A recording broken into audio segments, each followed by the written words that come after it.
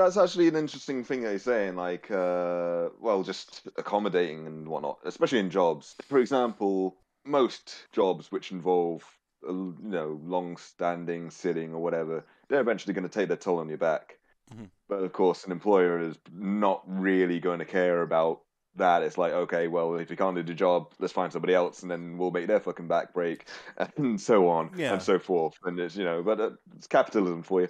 But anyway, Right, well, at yeah. the late stage, yeah. No, and that's the thing is like I remember once getting into a conversation with my friend's dad. He's a economics professor, and he was the first person to say to me, he's like, robots aren't going to completely replace human labor. He's like, humans are cheaper than robots right now, and it was just like, like my, that was like one of those. I think I was like 16 or something like that. It was a long time ago, and like it's this conversation that's just fresh in my memory as the day I had it, and it just completely realigned my perspective on the role of technology in humans' lives.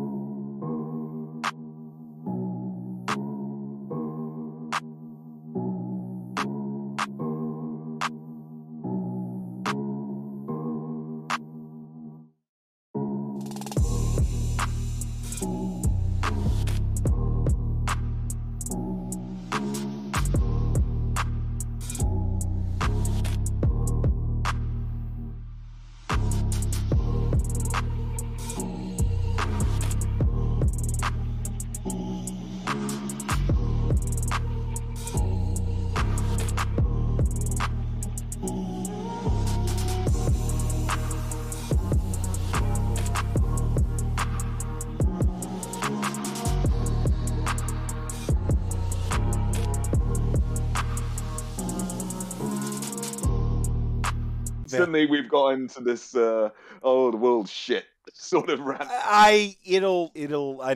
This is a conversation I had earlier today. I swear to God, I'm an optimist. I can look at a lot of the negative, and I see a lot of negative going on, but I always think when the chips are down, humanity pulls through. True. I don't know that we've reached that awakening point or that breaking point, but even if you look at like the global pandemic and the inconsistent response and so on and so forth, if you zoom out for a minute and you cut out the noise and you look at the fact that it took us a year to put out a pretty damn safe vaccine on a rather mass scale, we did neglect, the global south and stuff, and that's a real problem because that's where a lot of it's needed to stop the actual mutation of the virus. But even if you just for a moment stand back and go, okay, humanity, I see you. When you need to, you can fucking get your shit together and do stuff. We have this apocalyptic vision of, impending climate catastrophe occurring, which, I mean, quite frankly, it is. Water levels are rising in place. Like, there is really bad stuff happening. The average person probably watching my show right now isn't experiencing that stuff directly. You're getting it indirectly with your egg prices going up. You're getting it indirectly with these other things, right? But that's kind of my point. Is it's not going to be full on Waterworld. It's not going to be this big grandiose collapse. It's going to be this thing that's felt by the most vulnerable people in the most vulnerable places, while other folks just kind of very, slowly put up more and more insulation. And unless we have that moment where humanity pulls together, and I still think there's time. But we got to stop. Definitely time. But we got to stop looking for the big grand, gesture. We got to stop looking for the Monstars to show up and tell us our Earth is on fire.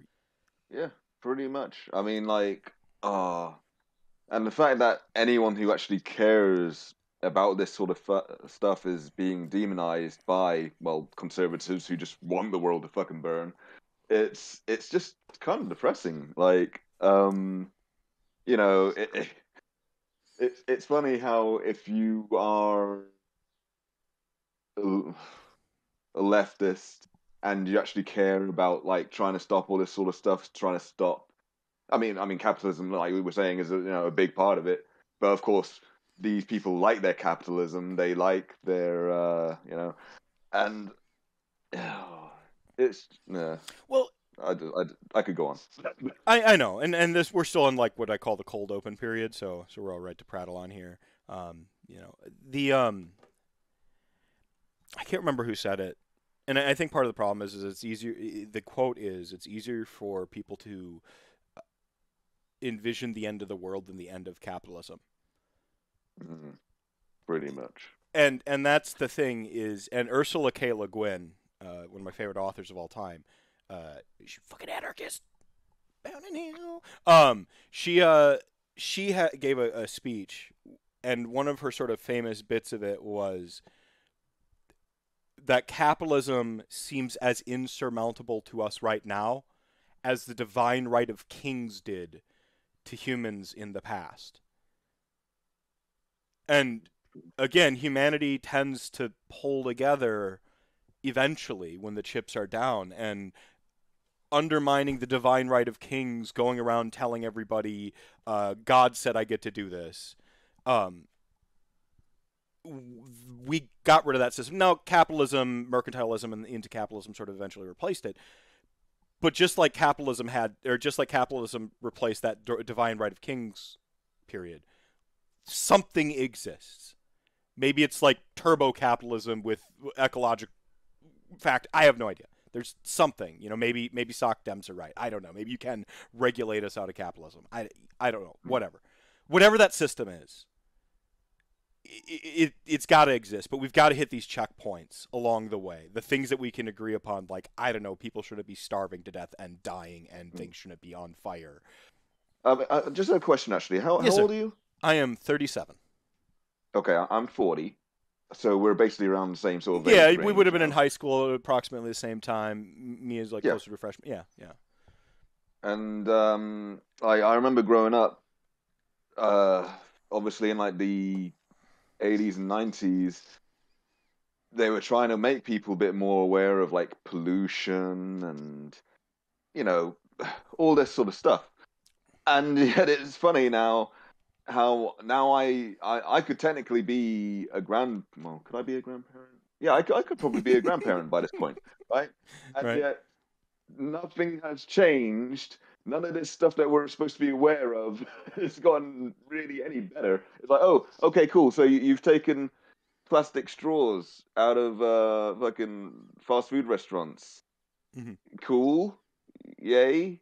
Great. It took you a long fucking time to do that. And what difference has it made? You're still fucking dumping a whole bunch of other shit in the fucking ocean. Yeah, and and we got lied to about like the plastic recycling to begin with. We found out that like oil companies were just dumping the fucking plastic literally into the ocean. Like, oh yeah, oh no, don't. Oh, like in the 90s, 80s, 90s is this big push. Do you remember no one was fucking arguing about at the time global warming, right? You know, bad branding, I guess, because now I have to fucking care about branding because live in the internet age. But like, you know, there's okay, maybe global warming wasn't the right vernacular. By the way, it wasn't what the climate scientists were calling it even then. It was what the advertisements we went with. And like people weren't like fucking denying it happening in the 90s. It wasn't until like they were told that they maybe have to change shit. When it was fine when like I'm skateboarding to work, but the minute they're like maybe switch off of fossil fuels, and like Starbucks, get rid of your fucking straws. It's your fault. Like, and then there's like, why are we even sure climate change is a thing? Well, I'm not denying that climate change is a thing, but now, there's no way to prove that, like, humanity's doing it. Fucking 70s. Since the 1970s, we've had fucking consensus proof. Scientific consensus proof. Shit that British Petroleum, BP, specifically buried in the 70s. Fuck! As soon as it inconveniences them, it's like, oh, nope. I mean, going back to the thing with the fucking pandemic, it's like, wait, I have to stay inside? I can't do things I want to do? It's just the flu. The flu, you know, that thing that's completely not deadly at all. You know, it's all a hoax. Chinese hoax, people. I want to go out and get my fucking haircut, all right? It's just, yeah. There's a meme I absolutely adore. It was something like it's like got God up in heaven or something like that, and he's like, I gave them a disease where all they had to do was sit home and play video games to beat it, and they fucking couldn't do that. And I'm like, mood. But you know what? I keep waiting for Chat Gang to show up. Apparently, like they show up and like, oh no, normally this is the second half of RantCast. He's starting on the cold open with the heavy topics. But Chat Gang, you're here in spirit. I am, of course, the magical Mr. Mephisto, the most dangerous man in Age of Sigmar. This is episode 131 of AOS RantCast. I am joined by Rich of Jubilant Rich here. How's it going, my friend? It's going great. Yeah, we're just hopefully the same with you. Yeah, no, it's despite the heavy coming in hot there, like our national temperatures averages being up 3 degrees. I'm actually in a pretty great sweltering here as well. It's not great. Oh man, I live in the northern portion of America, which is cooler and more temperate.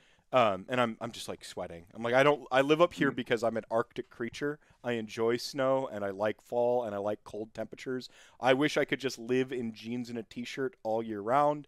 And yes, I wear just jeans and a t-shirt out in the snow because again, Arctic creature.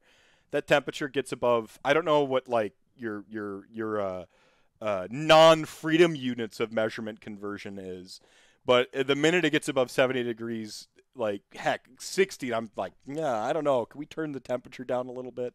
But the minute like 70 is like just no man's land for me. I'm just sweating. I'm like a bad Lipton iced tea commercial where I'm like just crawling and melting, and it's horrible. I don't do good with any extreme temperature. If it's too cold, I'm just like, nah, fuck this. And then when it's too hot, it's like, no, just double fuck this. So I mean, the other day we had like 31 degrees here. Okay, now that I think it's probably the hottest day of the year so far for us. It was horrible. The missus asked me, like, did you not put sunscreen on today? And I was like, no. It's like, well, your head's like red, and I'm like, is it? I'm in the period of the year where I just like I stay like kind of permanently burnt now because I work outdoors, and so I'm just redder than I usually am. I only have 2 colors. I'm half Irish basically. It's white or red, and I don't get tan. There's nothing. You either burn you or you chill, Yeah, that's right. That's it. There's nothing. Yeah, man. No, it sucks. All right, so yeah, I invited you on. I want to talk about a few things. Elden Ring being one of them. But no, I did want to start talking about Kill Team and kind of your journey with streaming, because I've kind of been watching that a little bit in what's felt like real time. Posting some videos. Elden Ring came out, but also seeing your takes on Kill Team, Space Marine, stuff like that. So it's been like kind of cool to kind of sit back and I love when there's content creators a little bit closer to my heart where they're like, yeah, fucking I'll talk about Warhammer, but also I'm gonna play this fucking video game. I kind of like that, personally. I know the algorithm hates us, but yeah, the algorithm definitely hates us. Because to get into my actual history of the whole thing, basically I first started just doing like just a couple of little videos of like little snippets of me playing Bloodborne. Then I thought, you know what, I actually enjoy this sort of thing. So I got myself a headset and everything. And then like did a couple of little. I mean, I was mostly doing like the Chalice dungeon stuff because I noticed that there wasn't much content in regards to that. I mean, you'd see loads of fucking Bloodborne playthroughs and everything, but there wasn't much Chalice dungeon content. So I started doing that sort of thing. Then I sort of got bored and moved on because it just didn't seem to get the audience. So then I started playing a bit of Grand Theft Auto 5 with some friends from when I was working at McDonald's a couple of years back. The fucking sound quality on those was just abysmal. But again, got bored, moved on. There wasn't really much in the way of an audience. So I thought to myself, okay, to do this, you need to actually dedicate yourself to more time and more energy and probably more tech than I could bother to put into. So I was like, whatever. So I just basically stopped doing any sort of content creation for a fair while. So then it was announced that we are going to be getting the current edition of Kill Team. And I thought to myself, I fucking love Kill Team. I loved the last edition of it. If there's new edition coming out, I want to make sure that this gets bigger than the last one. Because the last one did have a following, but these games are never as big a following as, say, your main games like 40k, Age of Sigmar, etc. Right? So I wanted to just sort of like start from the ground floor, just promoting it. So all the preview material that we saw on Warhammer Community, I would like just do articles. I do videos covering those articles, and eventually it came out, and I started playing it, and I just loved it. It's so it's a lot more simplistic, but there's a few flaws to it, and I'll go into them now. One is at first, whenever it was launched, we had the compendium, which gave us access. This is Kill Team, right? Yeah. Yes, that's right. So real quick, before you kind of go into Kill Team itself, you mentioned that like you love last edition of Kill Team. Like, are you are you a lifelong 40k player, big war gamer? Was Kill Team your onboarding experience, or what was? Yeah, how did you get into Kill Team in the first place? To where like when that new edition came out, you're like let's fucking do this. Basically, as much as I've collected rulebooks for 40k, I've never collected a full army, and I've never, well, because where I live didn't really have a big like player community, at least at the time. So whenever we actually finally got a actual Games Workshop store, Warhammer store here, I sort of popped in, and like different skirmish games would sort of like come out, which were sort of sub Kill Teams at the time. Like before the last edition of Kill Team, we had a thing called Shadow War Armageddon, and even before that, we actually had a Kill Team, which was basically just crappy rules for making that edition of Warhammer 40,000, where you could use like about 200 points from that, and each model counts as essentially a character, as in individual sort of thing, right? I've actually got that rule book. So, no, wait, I think I threw that on the trash the other day when I was cleaning everything out. Never mind. You just like fuck this, and you threw it away. There's no reason to have it, because I don't even have the rule book that it was based on anymore. So it's just gone now. But Shadow War Armageddon, now I loved that, because the rules for that were pretty much based upon the second edition of Necromunda. And if we went way back, I would say that whenever I was actually first getting into the hobby in the mid-90s, Necromunda was one of the first games I actually had. And so I'm more of a skirmish narrative sort of guy. Like I like your collection of, your small collection of dudes, each of them with their own individual personalities and everything, and their own weapons, just going out there and beating up a gang of the same, basically, right? Yeah. But anyway, yeah, like I say, Shadow War Armageddon was based off of the rule set for second edition of Necromunda, so I was very familiar with how it worked. There was a few flaws, like the resource for like purchasing stuff. I think it was for I don't know if it was the XP or the actual like credits, we'll call it. It was like Prometheum points. Or whatever. Like, yeah, Yeah, it's really weird, and I unobtainium points, whatever it is. Yeah. Why would Tyranids need Prometheum? Like, why would they need that? Right, so yeah, the thing that I really enjoyed about that game was you had access to the Inquisition. They had rules for an Inquisition faction in that game. I fucking love the Inquisition, right? Games Workshop doesn't. The last time that they did any actual rules for the Inquisition was in the Wars on Octarius thing, which was basically just a rehash of rules that they had in the Psychic Awakening Pariah, I believe, which was basically another rehash of White Dwarf rules that they printed. Got that White Dwarf sitting back here. I'm going to be selling that shit off soon. Yeah, But my perception of 40K as I'm a bit of an outsider. I played it, played 40K for a while up through like 4th, 5th edition, maybe 6th. The last thing I remember is deep striking Land Raider Crusaders in my Blood Angels army, and like that being something people were really mad at. And that was it. But like my perception, so I'm mostly an outsider, but I have enough of a frame of reference to know what people are talking about. Okay, I'm the perfect outsider. I'm the one whose eyes don't gloss over because I understand the words.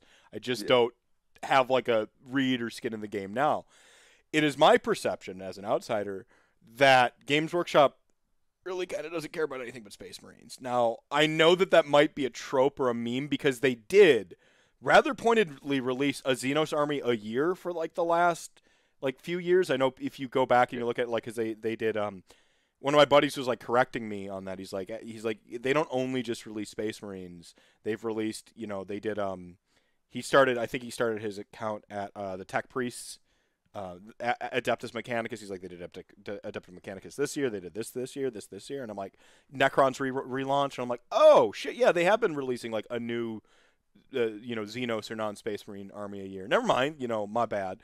But with the Inquisition specifically, you're talking about like, the ones who go out and purge the heretics directly and look for heresy on like the hive worlds and shit, right? Like the Dark Heresy that is the RPG I played. That was like an Inquisition based game. yes. Yeah. Okay. Sorry, I had to make sure we're on that. All right. So, the reason I love the Inquisition so much is back in, I think it was the early 2000s, I believe, there was a game called Inquisitor.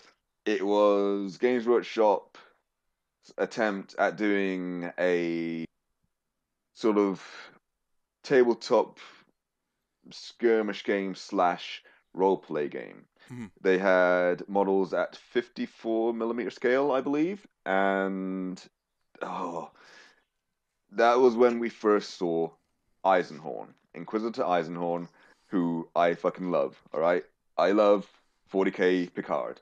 Okay, like, he's the man. That's awesome. And of course, I read all the novels, like for the trilogy, and when Ravenor, I don't know how to pronounce that. Never heard it said. It's a made-up word anyway. You just make up the pronunciation. they made it up too. When that trilogy came out, I got a hold of that. And at first, whenever I first read that the Ravenor trilogy, I didn't like it as much as Eisenhorn. But I reread the whole trilogy like not too many years ago now, and it's actually probably just on par. Really? That's awesome. I love it when the old stuff holds up, when you go back and because I get afraid to go back and like, especially since I'm getting dirtier and woker as I get older. I'm like, oh, I can't go back and read this shit. What problematic crap am I going to find in my youth now? And it's just like, just the worst game of Operation ever, where you're just like, yep. It turns out Thundercats was horrible and like super racist. I'm like, oh god damn it, like and just every time I go back to my nostalgia, I just get electrocuted. Yeah, no, it's good when you go back and you're like, oh no, actually no, this is good. There was I'm trying to think. There was one recently where I'm like, okay, I don't know if I can watch this one with my kids. Am I gonna? Oh, okay. I think it was like Hocus Pocus. I'm like, okay, it's this is fine. Like there's, it's not, it's a little, nuclear and a little, sort of status quo, but like there's no super problematic shit. And Doug Jones's portrayal as the Zomblor, pretty dope, like, sorry. Jones is the fucking man. And I think I've got to this point where now anytime that there's a monster, I'm like, that's Doug Jones. It's like, yep, called it. Nice. Yeah. So, yeah, he's got it's the contortionist, because he went to mime school and contortionism, and he uses those in his like sort of being a creature, and so you can just tell when I'm picking up that you might like Star Trek. I know. Is this a decent read or?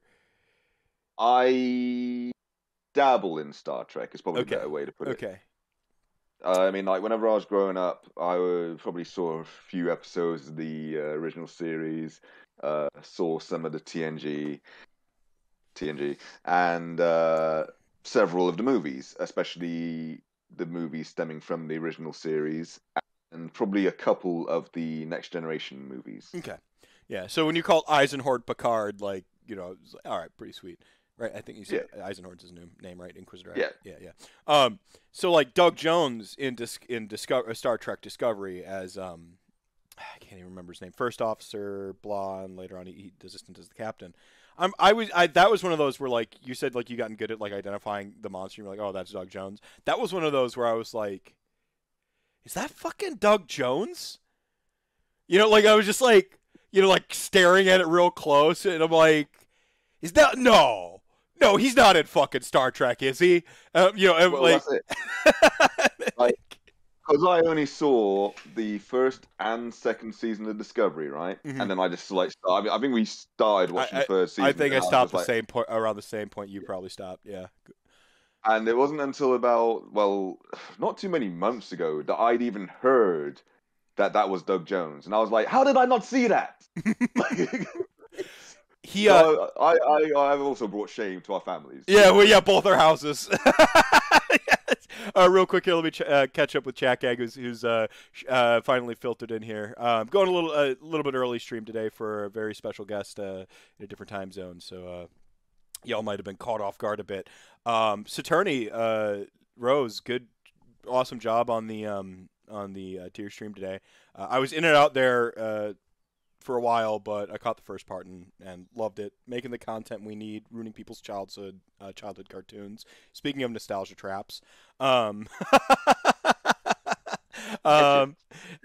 3K4, thank you so much for the tier 1 sub for 9 years of support. Thank you so much. Darth Vol saying Inquisitor was great, so you got some agreement there. Lord Whale subbing with a tier 1 for 11 years, saying Saturni is awesome. I mean, that's just facts. It's in the robot, highlighted it in everything. There's money on the line. Like that's science right there. So Saturni Rose scientifically proven to be awesome via Chat Gang. So that's awesome. And then Ulf Paints saying Necromunda 2 is the game you were talking about, and it was great, 8 out of 10. And yeah, Gene Stealer Colts is one of the other new armies I missed. No. I forget to raid constantly. It's all right. It's all right. Don't ever apologize. Streaming is hard, which is something Rich and I will actually be talking about here in a little bit once we get back to talking some Kill Team. So I just to kind of reset the conversation for those of you who have just come in. I've never played Kill Team. And I have a sort of cursory understanding of 40K, but I can only really commit to one war game personally. Like it's Age of Sigmar, and any more than that, my brain begins to melt because I just can't keep on top of that many armies, models, painting, upkeep. Like I can't do it.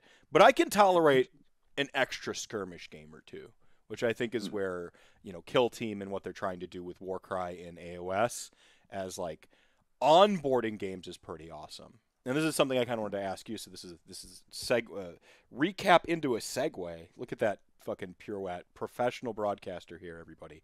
So you sort of like live in the skirmish game realm, and talking about like Inquisitor, where like essentially they're being more mindful of the RPG elements.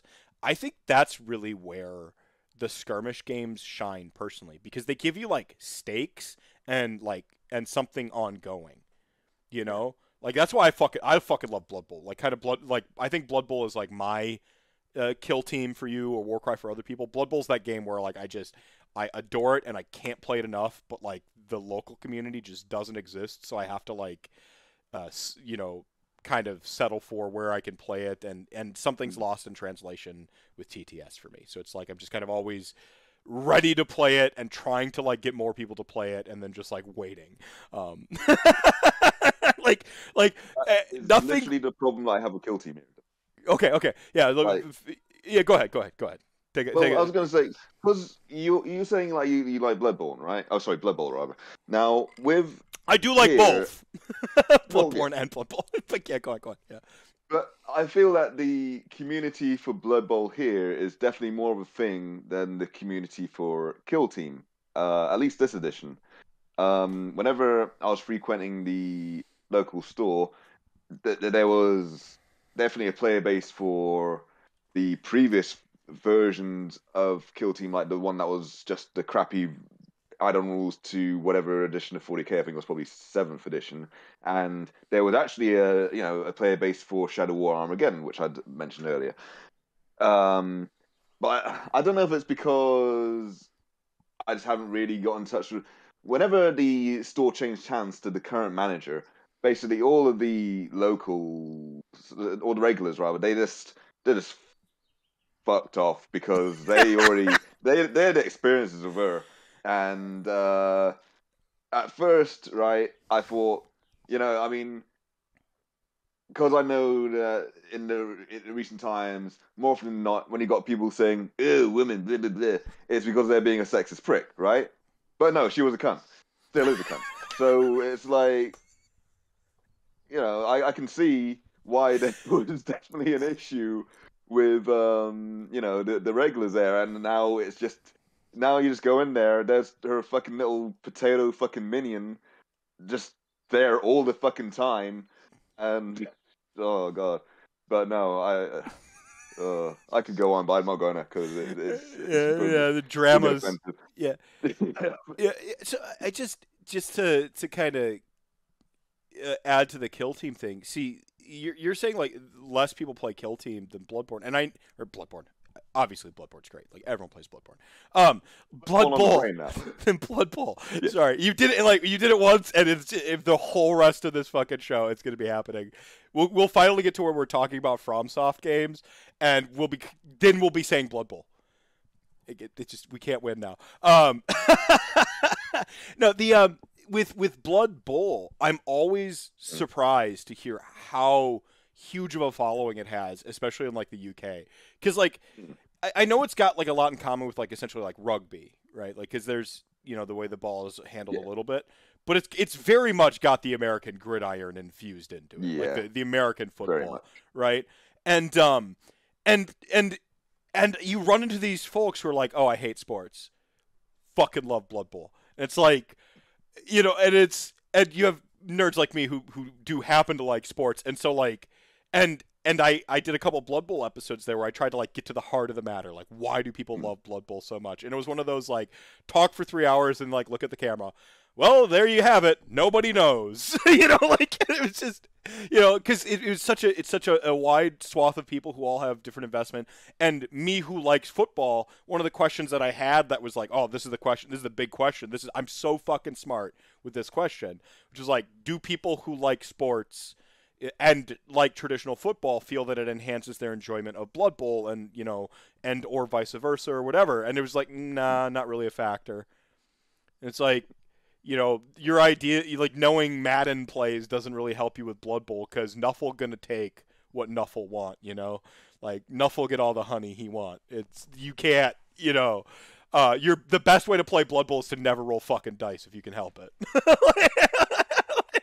Well, for me, okay, I'm going to tell you straight up that I'm not I'm not even a fan of Blood Bowl at all. No, I get it. It's and I get like there's like a personal visceral hatred of it that you deserve to have because those fuckers are stealing your ability to play the game you want to play, which is Kill Team.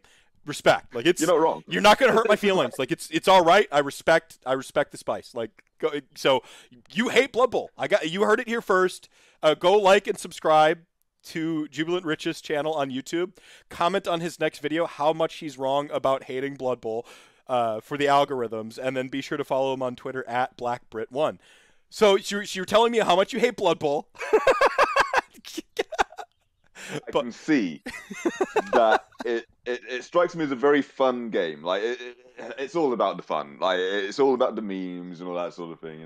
So I can see why it has such a following. Because games are meant to be fun, and it looks like a fun game, Hmm. just not a game for me, Yeah. which is a damn shame. I mean, I won't lie, I've been tempted at times, and I was even thinking, hey, it'd be really cool if I could play that Norse team, because I mean, back from whenever Warhammer Fantasy was before the End Age of times Sigmar and and Age of that. Sigmar. Yeah. Yeah, yeah. I wanted.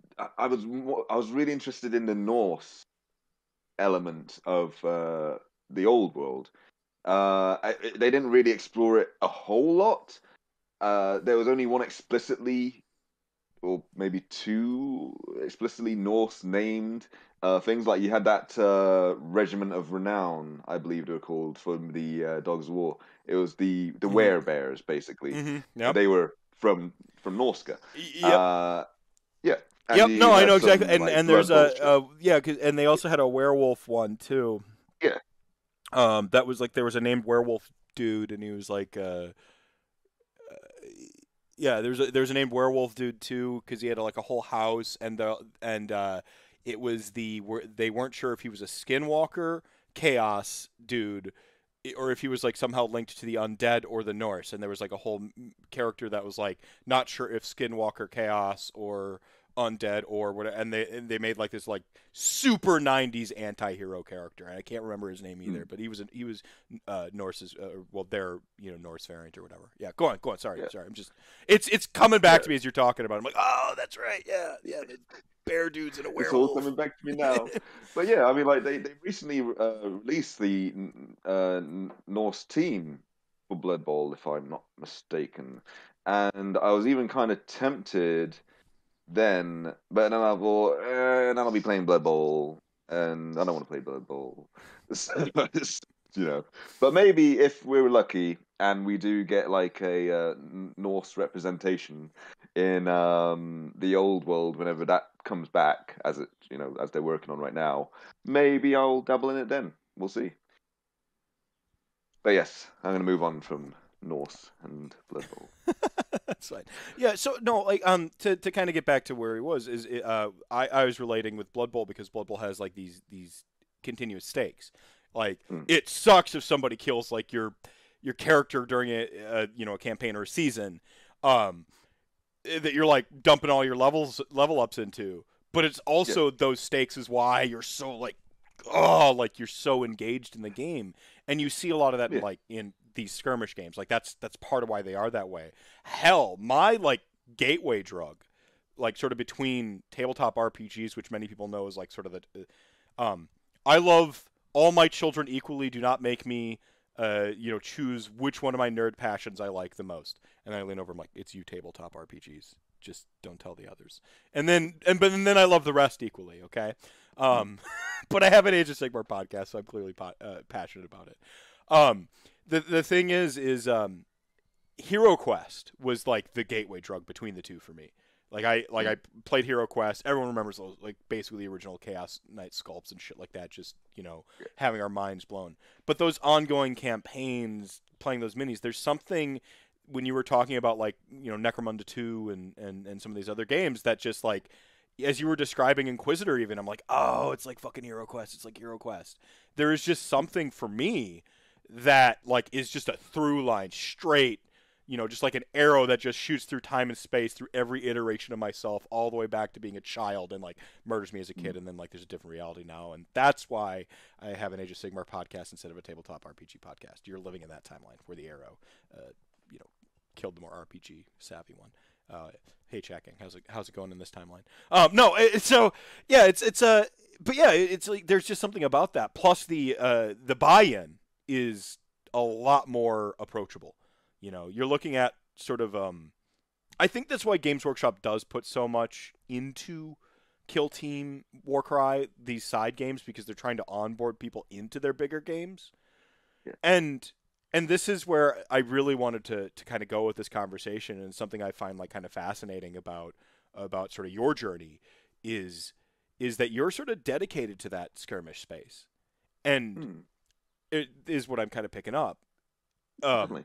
and correct me if I'm wrong, and I think that that's awesome. Like I wish Games Workshop treated it a little bit more like a dedicated project and an ongoing thing and something to really be catered to and coaxed as its own entity rather than an onboarding process. And I think that Yeah. that's probably well, I mean, I'm not in it, so maybe this is where you can jump in here. I think maybe that's their approach now.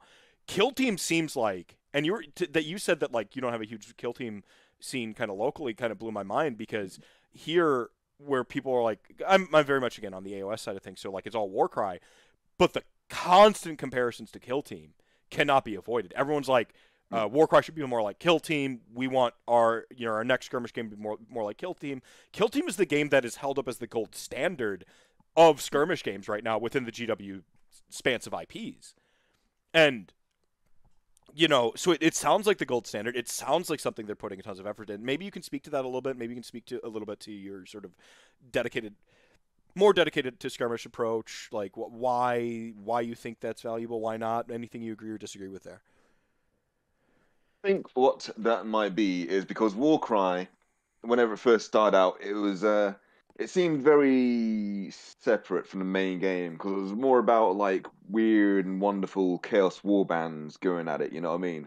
It felt like a weird chaos fantasy necromunda in a way. You know what I mean? So it felt less of a gateway to Age of Sigmar than Kill Team does, because at least with Kill Team, for the most part, you are taking stuff that you can play in 40. And yeah, I know that they did War Scrolls or whatever for with S2D yeah. you can port in some of that stuff, and Exactly. some things can ally in some of the Warcry stuff. But with Kill Team, it really is more of an onboarding. It's like I literally buy a small squad of this, and that's like my first unit in this big army I'm about to make. Right. Exactly. You buy a Kill Team, then you build up into a combat patrol of 500 points, and then you're like, hey, cool, let's just make it a fucking strike force or whatever of 2,000 points, and then next thing you know, you're broke. But aside from that, like with Warcry, it just I think that's why probably what people want is Warcry to be more mini Age of Sigmar rather than Chaos Gang Skirmish. I mean, that's just my take on it. That's what I'm guessing. Yeah, that's got to be the comparison there. I think that's a good read. Like when people say they want it to be more like Kill Team, they mean they want it to be less divorced. They want it to be like literally you buy this box and like I can go make a Skaven army, I can go make a this army, I can go make a that army, and it's like very they want that to be a stepping stone to building a full army. Go ahead. Well, if I can just go on some more thing. I know that they do books to allow you to play all the different factions in Warcry, but I've heard from my one friend who plays it that there's a huge imbalance between those and the actual warbands, I guess, that are made for the game. Which one does it favor? Which one does it favor? From what he says, it favors more, ironically enough, the ones which aren't built for the game, like all the just random factions. I mean, that's what he says. That feels like a reverse compatibility, like in the bad way thing. Like imagine buying a PlayStation 4, but like it plays your PS3 games better than it plays your PS4 games, and like it doesn't run half of them. Like could you? That's what that feels like, because like it's like so like me, a person who's got like. I have 2 armies technically. I'm still correct, even though my one army is death. So I have like 5 armies. I have a lot of armies. I have a shame pile. That's potential pile of potential. We all got that. Right. Yeah, but the point is like.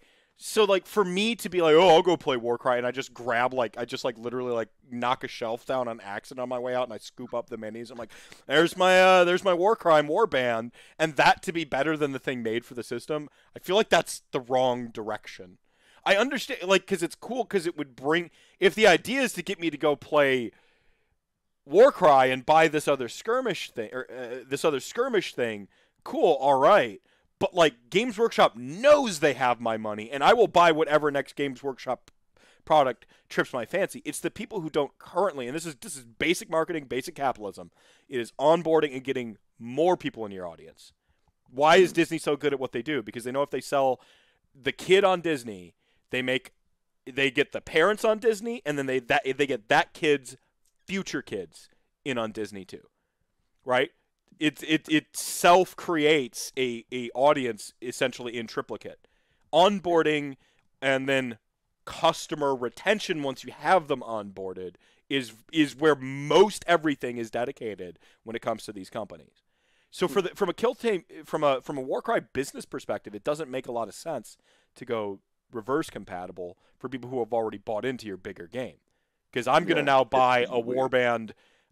Because now I have my army of Skaven, and then I'm like, ooh, but I could maybe convert that box of whatever thing that like has really good models, and like that's what happens. They're like, oh, well, I'm gonna finish this army, and then I'm gonna start that next army, and you're just always in this loop of constantly buying stuff once you're already in on the big game. Yeah. Well, I will say that I haven't actually paid much attention to the Warcry community. However, right, because of the variety of warbands that are out there, right, and the fact that they actually are fucking amazing looking models, I think that's where they make their Warcry money, is because most of these friggin' warbands, most of them are chaos themed, but they must have something going for them which make people want to collect them, and right. I think it's probably just the quality of the models. They look great. They look great for the game. And this is where I do buy Games Workshop's line. They got a few lines that they hold, and one of them is that they're a model company or they're a hobby company. I really do buy that. Like they're depending on what circles you talk to and so on and so forth, people are like, yeah, sure, they're a models company, they're a games company, they're a this company, that company. Like when it gets right down to it, you look at where the money goes. Most people don't physically play Games Workshop games. They collect the models, they paint the models. And that's a, I don't know if that's thing good, thing bad, but like Warcry models are going to move because they look good and people will want to paint them. But again, the strategy for gaining business and making more money is to onboard people and keep them buying your stuff and so on and so forth, right? As a product that like moves models and then you can create a captive audience, there's I guess there's a couple different discussions there to be had. And the hobby thing is that just makes sense. Like it makes sense to me that people would buy these because they look great. The game side of it is where I'm like, the game and the onboarding side of it is where I'm like, I've got my questions. So, yeah, and I can't answer those questions, unfortunately. Yeah. No, we're good. We're just having a discussion. Pretty good game. Catching up with chat gang here again. Wow, a lot of people dropping 1,000 RDP. Saturny Rose dropping 1,000 RDP. Domir dropping 1,000 RDP. Saturny Rose making it 2,000, up in the ante. And Fluke Skywalker dropping 1,000 RDP. I guess you've earned this. Chat gang ain't nothing to fuck with. Everyone has been reminded now. Let's see. Talking about Blood Bowl. Kill Team, I'm intrigued. Yeah, we'll get back to talking about Kill Team here just a second. Warcry is a problem for my wallet. Warcry. My problem is fucking Shadespire. This is my problem. Shadespire fucking box sets. I won't even have an interest in the fucking army. Well, I obviously have an interest in all the death armies. I think I own the fucking Slanesh one. Like, I will just buy the Shadespire boxes. And then they sit like this. Because I always have a plan for them, right? And then that's my fucking problem. That's the problem for my wallet, is anytime they release new death models at all, I'm like, and I'm just like sitting there, like grimacing and just like clutching my wallet, knowing that like if Games Workshop ever releases like the second wave OBR or like or the faction I keep making up that I want them to release, which is the Death's version of Clan Molder with all like the Frankenstein monsters and flesh sculpted and and corpse abominations and all that, and with death mages and shit. They tried to do their last thingy warband, but it just basically looked like they didn't go far enough. They didn't go far enough. Yeah. Play Castlevania, go fight Legion, the boss, and then like I don't know, snort some pixie sticks, whatever gets you going. I don't judge, and then go make a fucking army. Watch some fucking anything by Del Toro. We're talking about Doug Jones. Anything where Del Toro's done the creature design in it, and just and then fucking go ham. Play Silent Hill maybe a little bit if you really just Bloodborne's a good inspiration too.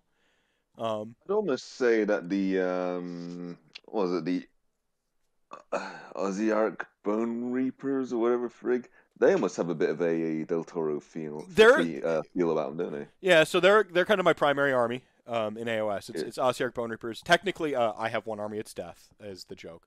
But I have Ossiarch Bone Reapers and my Soulblight Gravelords, formerly my Legions of Naygash, because formerly my Grand Alliance Death.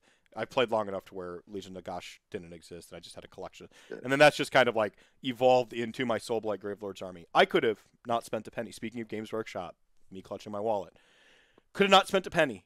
Fielded like 4,000 points of Soulblight Gravelords. No problem. Not spend a single penny. Just models I have. And I still bought every fucking new kit. Often in duplicate or triplicate. I bought so many new fucking stuff. Like, I'm not gonna lie, right? Okay, this will actually get into another topic regarding your tabletop RPG background in a minute, right? I fucking love vampires, right? And I was waiting the longest friggin' time to see Soulblight come out back as an army. Uh, and now they finally done it, and I'm just like, I don't want to play Age of Sigmar because that's going to be too much money. And but I mean maybe because I know that there's actually rules for them that they put on the community at one point, and I'm pretty sure you can still find that online. They did rules for the Soulblight stuff in Warcry. If I do dabble in Warcry, it's gonna be fucking Soulblight.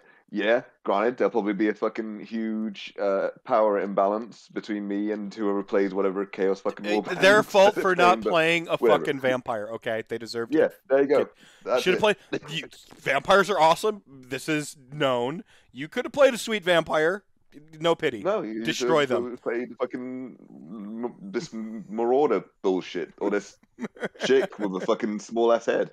You know, like whatever. Domir confirms the Soulblight rules for Warcry are in one of the books now. So there you go. Okay, even better. Even better. Yeah. The Hobbit models are Del Toro design. That's funny. The Exiled Dead are such a cool concept and such a matte execution. That's kind of where I'm at. So I bought the Frankenstein Warband soon. I will, even though I'm not it's not huge, but I'll buy it because it's what I do. Like dice and fucking Shadespire box sets. I can't stop myself. I just keep doing it. Pretty good game. The game's play pretty quick. It has a few issues. Sorry, Warcry? Okay, you're talking about Warcry. Domir is saying it's a pretty good game. The games do play quick, but it has a few issues. They're not large ones, and I think every faction has a chance to win. You just want a chance, right? So we were talking about undead, and that will always sidetrack me because I'm basically one of the biggest death stands on the planet. And this goes outside of all the games. Just a real quick thing. So you love vampires, I love vampires. The reason I lean more Ossiarch Bone Reapers in Age of Sigmar, and huge fan of skeletons too, is because vampires exist in all of the things, and I love vampires in all of the things.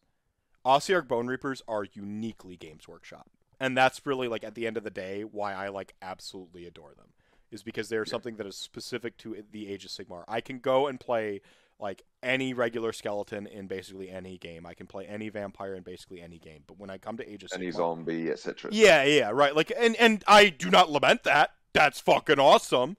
It's just that when I come to Age of Sigmar, it's I want to party in the bone zone. It's so. So that's the that's the my logic on it. But I love my Soulblight. My Soulblight Gravelords is kind of supposed to be my main for this year, and then I'll switch back to Ossiarch Bone Reapers because they just got some pretty significant buffs with the new GHB. So they're gonna. You heard it here first, Rantcast. Okay, you didn't.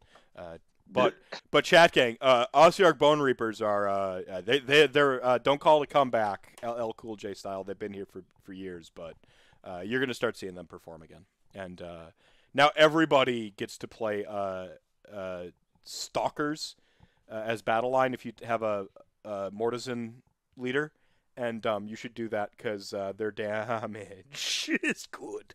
So, all right, Age of Sigmar tangent on the show. about AOS Anyway, as a what side. happened? Let's stop talking about Age of Sigmar and get back to the real topic, Kill Team. Cool. So Kill Got Team. sucked into that one. What was that? Yeah, I got sucked into that one. So yeah, carry on. yeah. The rabbit holes, the tangents are powerful. Talk about No, so I had a question that kind of came to mind as you were talking about like Necromunda and stuff like that. Do you think Necromunda takes a little bit of heat from Kill Team, or like a little bit of the interest from Kill Team? Because I see a lot of like Necromunda, like that seems like one of their kind of go-to releases, like the Shadespire boxes. Is like there always seems to be something new for Necromunda.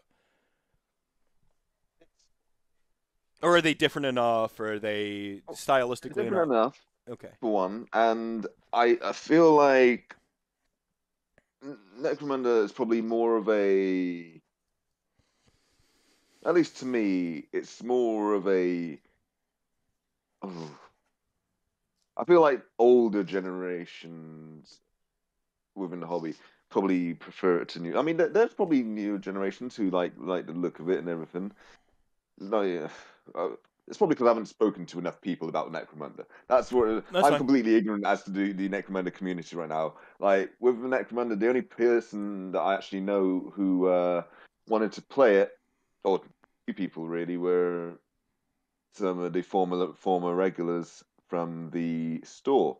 Right, Toby, who you've probably heard me talk about him at least a few times on videos. Mm-hmm.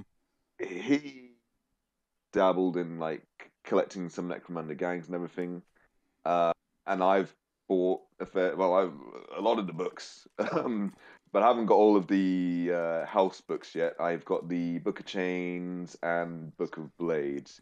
Haven't got the other four yet. And then like Necromunda seemed to just sort of like dwindle for a little bit until Ash Waste was gonna become a thing, and now it's back, and I don't really know how much of a following it has because Ash Waste was a 180 pound box, and even though I was very tempted by it because it's Necromunda in a different format, I didn't buy it. Well, I mean, like financial difficulties aside, you know. So I thought I'll come back to this whenever I see how much Games Workshop cares about it, because I know what it's like. Whenever you get into a game and you think, "Oh, Games Workshop really care about this. It's great. It's amazing," and then they're like, "Here's the next edition of this thing." Or Yeah, is Battlefleet Gothica still around? Is yeah, what was exactly, that fucking you know, what was that airship one that they did for a while? Like one? Oh. they have like a space shooter one where it was like TIE fighters against each other, and like that one's fucking, it was like aerial combat. Oh yeah, Aeronautica, yeah. Is there? I'm sure I that think there that's is. still around. Aeronautica stands in the audience, like seriously, like I'm not knocking y'all. Like Battlefleet Gothic was one. Like are those communities still around at all? Again, I'm on the periphery of like 40K, so I can't be expected to really know what's in depth going on like the 40K side games. But I haven't heard shit from Battlefleet Gothic in I don't know how long. Well, I mean, for one, I think people are still waiting for a new edition of that. As for Aeronautica, it didn't strike me as something big. Just so like here's what is it that they had to start with? Wasn't it like orcs versus Imperial fighters, and then they brought in like and the orcs were in like fucking like World War I, like fucking Red Baron airplanes and shit, right? Like that was their whole thing. It struck me as kind of like Mm-hmm. Yeah. I mean, fucking Tyranid Harpy or something in that game. I'll play that game until the fucking cows come home, you know. But until then, I'm just like. See, I have a hypothesis, a little tinfoil hat, if you will. This is my perspective. You can. No, I'm not speaking for anybody here. This is just I'm putting on the tinfoil hat, everybody. I believe that Games Workshop releases some of these side games just to steal, it's a market share bully maneuver. I think they do it to steal just enough heat from other like smaller hobby companies that are releasing similar games. Like Aeronautica was a Okay, response to like yeah, Star Wars. What was it? What was it? The Star Wars Battlefleet, not Battlefleet. They had the ship combat game, and was it X-wing? X-wing. It Or... might have actually just been called X-wing. Yeah, maybe. Okay. But I remember I went to Gen Con. This would have been about 2018 or 2019. Yeah, Star Wars X-wing was huge. Huge. And like they just needed to get enough people to stop playing it to come play Aeronautica to kill that scene.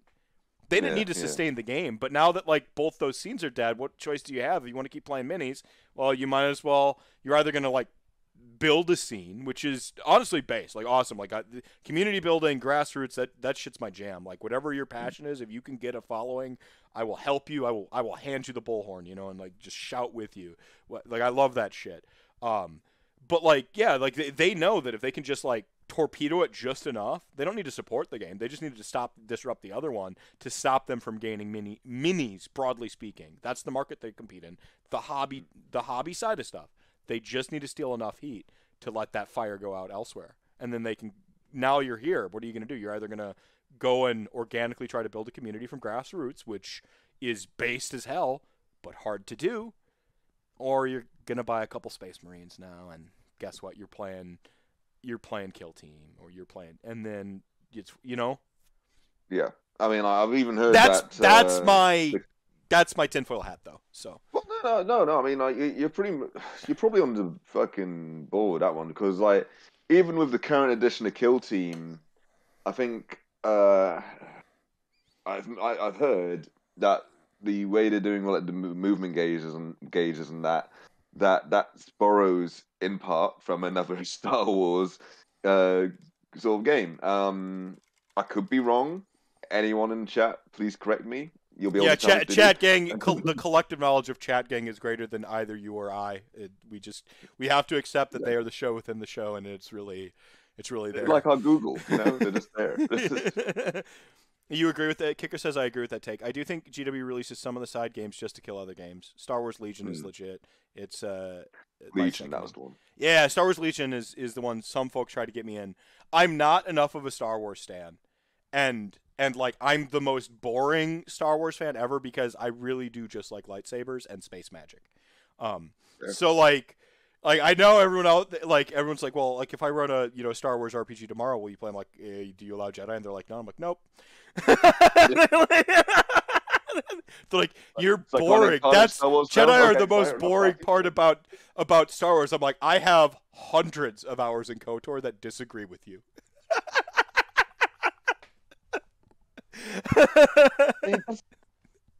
That's the thing we have in common, right? Okay, I obviously grew up with the Star Wars movies, right? Yeah. But when it comes, I haven't got shitloads. I've not played shitloads of fucking Star Wars video games. I've never played a single fucking Star Wars tabletop game.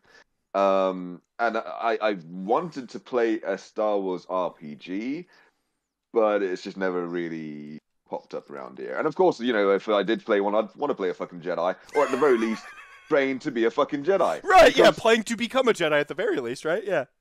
What would you want to fucking Jedi? It's like, I mean, the only thing which I want to be that's not a fucking Jedi is. I mean, what are your options, really? A gunslinger or a samurai? A space gunslinger or a space samurai? Those are your only two options. And anything, why would I do anything else?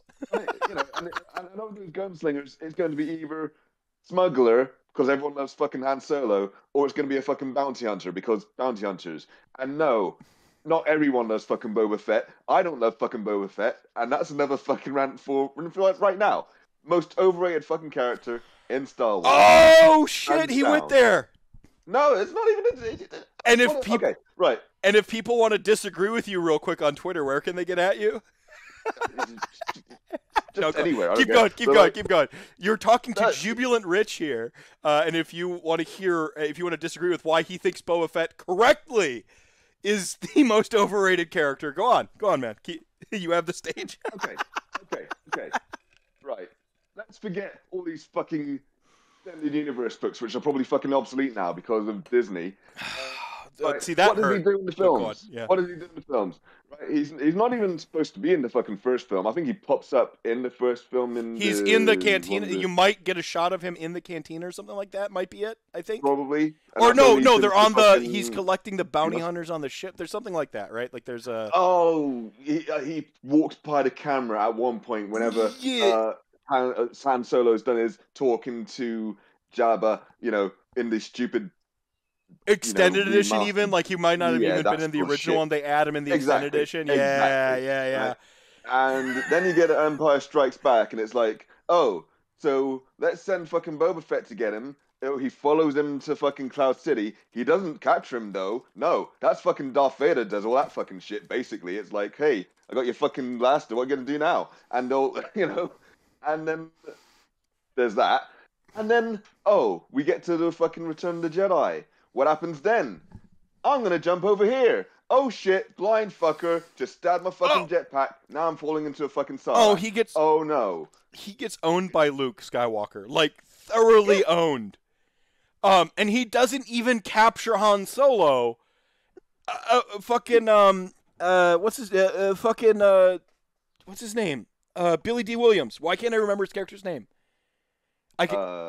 Lando. Yeah, Lando Calrissian fucking catches Han Solo by betraying him to the Empire. Exactly. He dies like a bitch. Fucking Jack, you're the best. No, I got a couple things. So first, we're 3 shows within a show now, right, Micah? Kicker. Yes, Mephisto, as long as you're down to explore obscure mystic stuff as a Jedi. Are you kidding me? That's basically my favorite part. Greedo was closer to capturing Solo than Boba Fett was. Oh, the real hot take.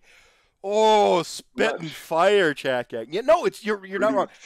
I asked my friend Sam, because he's been like a Boba Fett fan since I've known him. He's on the Vampire the Masquerade show with me. For anyone who watches all my, if you just watch me for AOS stuff, that's fine, by the way. But variety streamer's gonna variety stream. Rich knows a thing or two about that. So yeah, but Sam, like I asked him, I'm like, Sam, I need to know, man. Because if I don't understand something or if I don't like something, I got to go to somebody that I like and then ask them why they like the thing. And that can help me, like, figure out why I might like it. I call this the transitive property of like, friendship or whatever. Or transitive property of passion, where, like, somebody else's passion for a thing can help me see why I should like it. And the reasons he gave, I can't disagree with.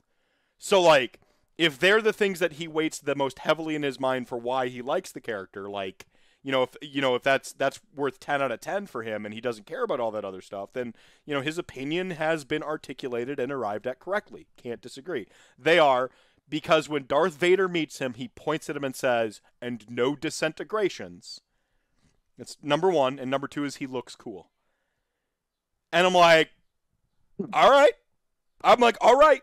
I don't, that's not what you're right about the no disintegrations line, because that's fucking cool. That's one of those lines that's, like, in writing. That's a very strong line in writing, because, like, it tells you a lot about that character in, one line. Like, you're like, this is the type of person who's gotten into trouble trying to, like, bounty hunt before and disintegrates mofos. Like, that's pretty fucking cool, actually. And so I'm like, okay, Sam.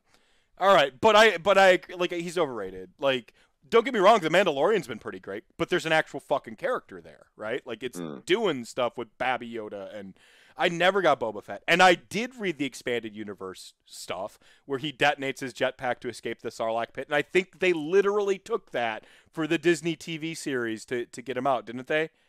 Did they? I haven't seen it. I think people said that that's how he got out in the TV show. I've had it playing in the background, and he does something involving fire. I'm pretty sure. So yeah, it's I don't know. In the EU books, which I read a lot of. So I am the opposite of 40K. 40K, I could be a fan. I like Necrons and Blood Angels well enough. I'm down with, like, the grimdark hyperbole of it all, and if it's not taken seriously, I think 40K is a lot of fun.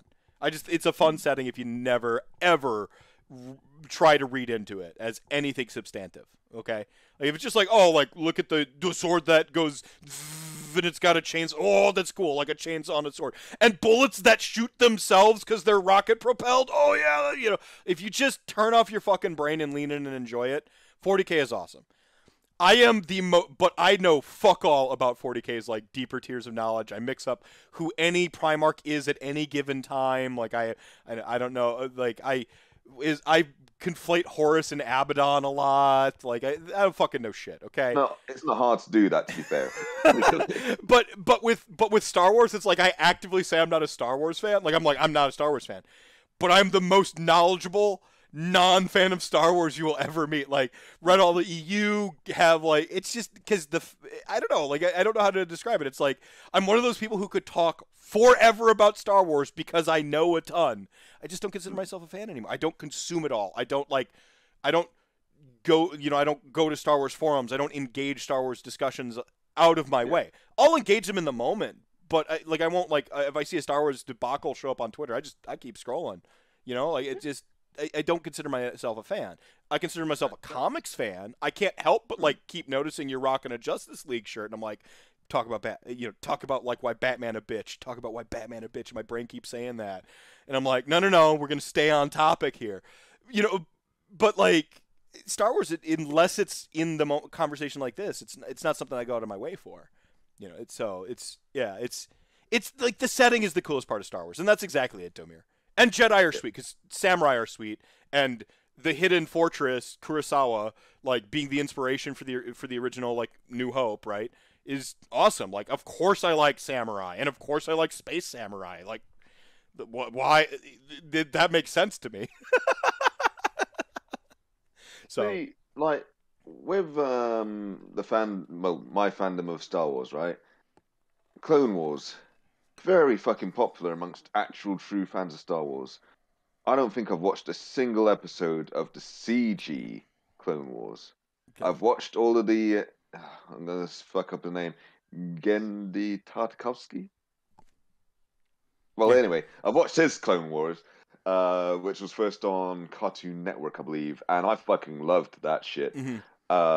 Mostly because I've loved his other work, like Samurai Jack. Oh, so good, yeah. Stab, The Samurai Jack reboot was so fucking good. Did you see that shit? Oh, I did not, and I kind of regret that. I'm gonna have to look that shit up and actually. Oh, I didn't get to finish it because it was one of those things where like it was on Hulu, but then it got taken off of Hulu when I was like the middle of it. And I'm like, no, you know, just like, and then because of ADHD, like out of sight, out of mind, like I just kind of move to the next thing that's in front of me, you know.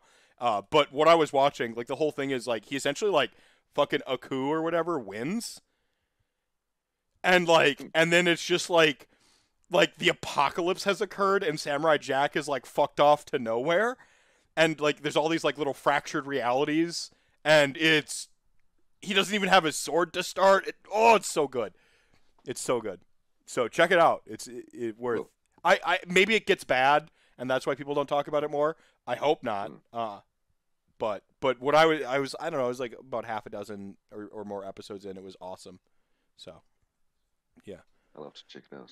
I could still hear the like bounce Samurai Jack, like that fucking. I also have a higher age rating. Am I not mistaken? The newer one, probably. Because I think that the newer series was written for the fans that grew up with it. So it like makes sense. You know, like instead of like writing it to get it was sort of like because the original series never got to get finished, and so he, you know, was kind of like going back and you know doing that or whatever. The movie doesn't exist. Oh, are you talking about Clone Wars movie? Clone Wars and Rebels are easily better than all of the movies. See, and now y'all are starting to like go Star Wars fan on me, and like I just can't engage this conversation now. I'm like, yeah, they're fine. Well. I did like the Clone Wars show that was on Cartoon Network though, with fucking Cad Bane and shit, and I liked that. That was awesome. That was dope. It made Obi-Wan's character, who's kind of always been my Star Wars. I actually like Luke Skywalker. Rather explicit. Like I'm a big fan of Luke Skywalker, but Obi-Wan Kenobi's always been my favorite like Star Wars character, kind of throughout the whole continuity. It's Luke Skywalker showing up in like first and foremost, like the what we think of as the Jedi's outfit, it's just the fucking Tatooine clothes. You know, like they retcon that to be like the Jedi outfit. It's what fucking Luke was wearing in the beginning. Like the fuck, you know, like but when he's a Jedi and he shows up, he's rocking fucking gray pants, black goddamn riding boots, and a black fucking tunic with a rad ass black cloak. And a fucking one goddamn glove over his sweet ass metal hand getting ready to fuck people up. There's no like, oh, Jedi don't get married and have strong emotions and shit. He fucks people up. They don't give in to their strong emotions and make terrible decisions. Like, this could go into one of those prequels bad fucking tangents, which I'm going to avoid. That discussion's been had a million times. Right, and it's like there's nothing anyone's going to say about the prequels that hasn't been said before type thing in any direction. Pretty much. The only thing I have to say about them is I don't think they're as bad as they are, but you do feel betrayed by them if you had encountered them after you had already enjoyed Star Wars. If it was your first exposure to Star Wars, congratulations, you're a fan now. Because like, and here's a hot take. This is the only hot take, and Star Wars fans who are like just punching your keyboard right now in anger. You're already typing the comment under the YouTube video here about how wrong both of us have been. Regardless, by the way, like we've said something that was on any level of the spectrum of liking Star Wars to not liking it, and somebody in the Star Wars fandom has an issue with every single thing we've said between. Okay, and they're currently typing about why we're wrong. Feel their hate. I can feel it right now. Just it's palpable. Yes, given to your hate. It makes you powerful. It gives you focus. Now, I'm going to say, I just quoted fucking Palpatine again. Second time tonight, by the way. Not a Star Wars fan, quote Palpatine off the cuff. What I was going to say is, and I want you fans who are currently like smashing out comments here, by the way, like and subscribe or thumbs down the video. That engagement helps as well. So please do that. The original Star Wars movies weren't that good either. I know it's gonna hurt some Star Wars fans out there, but they were campy as fuck. They were B movies at best. The practical effects, whilst dope because Jim Henson, the rest of the stuff was kind of meh. You could actually see the lightsabers like having been drawn on in the original cuts of the film, which was bad even for the time. We liked it because it was bad. It was unintentionally bad, though. It was a work of love. It was something that they made with not the greatest budget in the universe. It was a passion project that blew up bigger than George Lucas had expected, and so on and so forth. You know, throwing in the Ewoks, we loved it as kids. We'll defend it as adults. Probably a terrible move, as terrible a move as any of the decisions in the fucking prequels. Like, it's fine. Except for Kid Anakin. That shit never needed to happen. I never needed to see Babby Anakin ever. And have his weird romance love interest begin with Padme as, like, basically assault. You know, like, that's grooming and assault. And I'm like, that, no bueno. That is, that right there, I want to help you out. Fresh meat look she gives him at the end. And they're like fucking bonding, and like, and I can't, you know, that's the, I try to help folks out and like the prequels and be like, no, like the saber battles are cool. I try to find like ways to like meet them halfway. I think the third one's probably the strongest. I have positive things to say about Dooku the whole time. Dooku's dope the whole he gets fucking jobbed for no fucking reason. Darth Maul, if he killed Obi-Wan, the entire franchise changes, which is kind of fun to think about.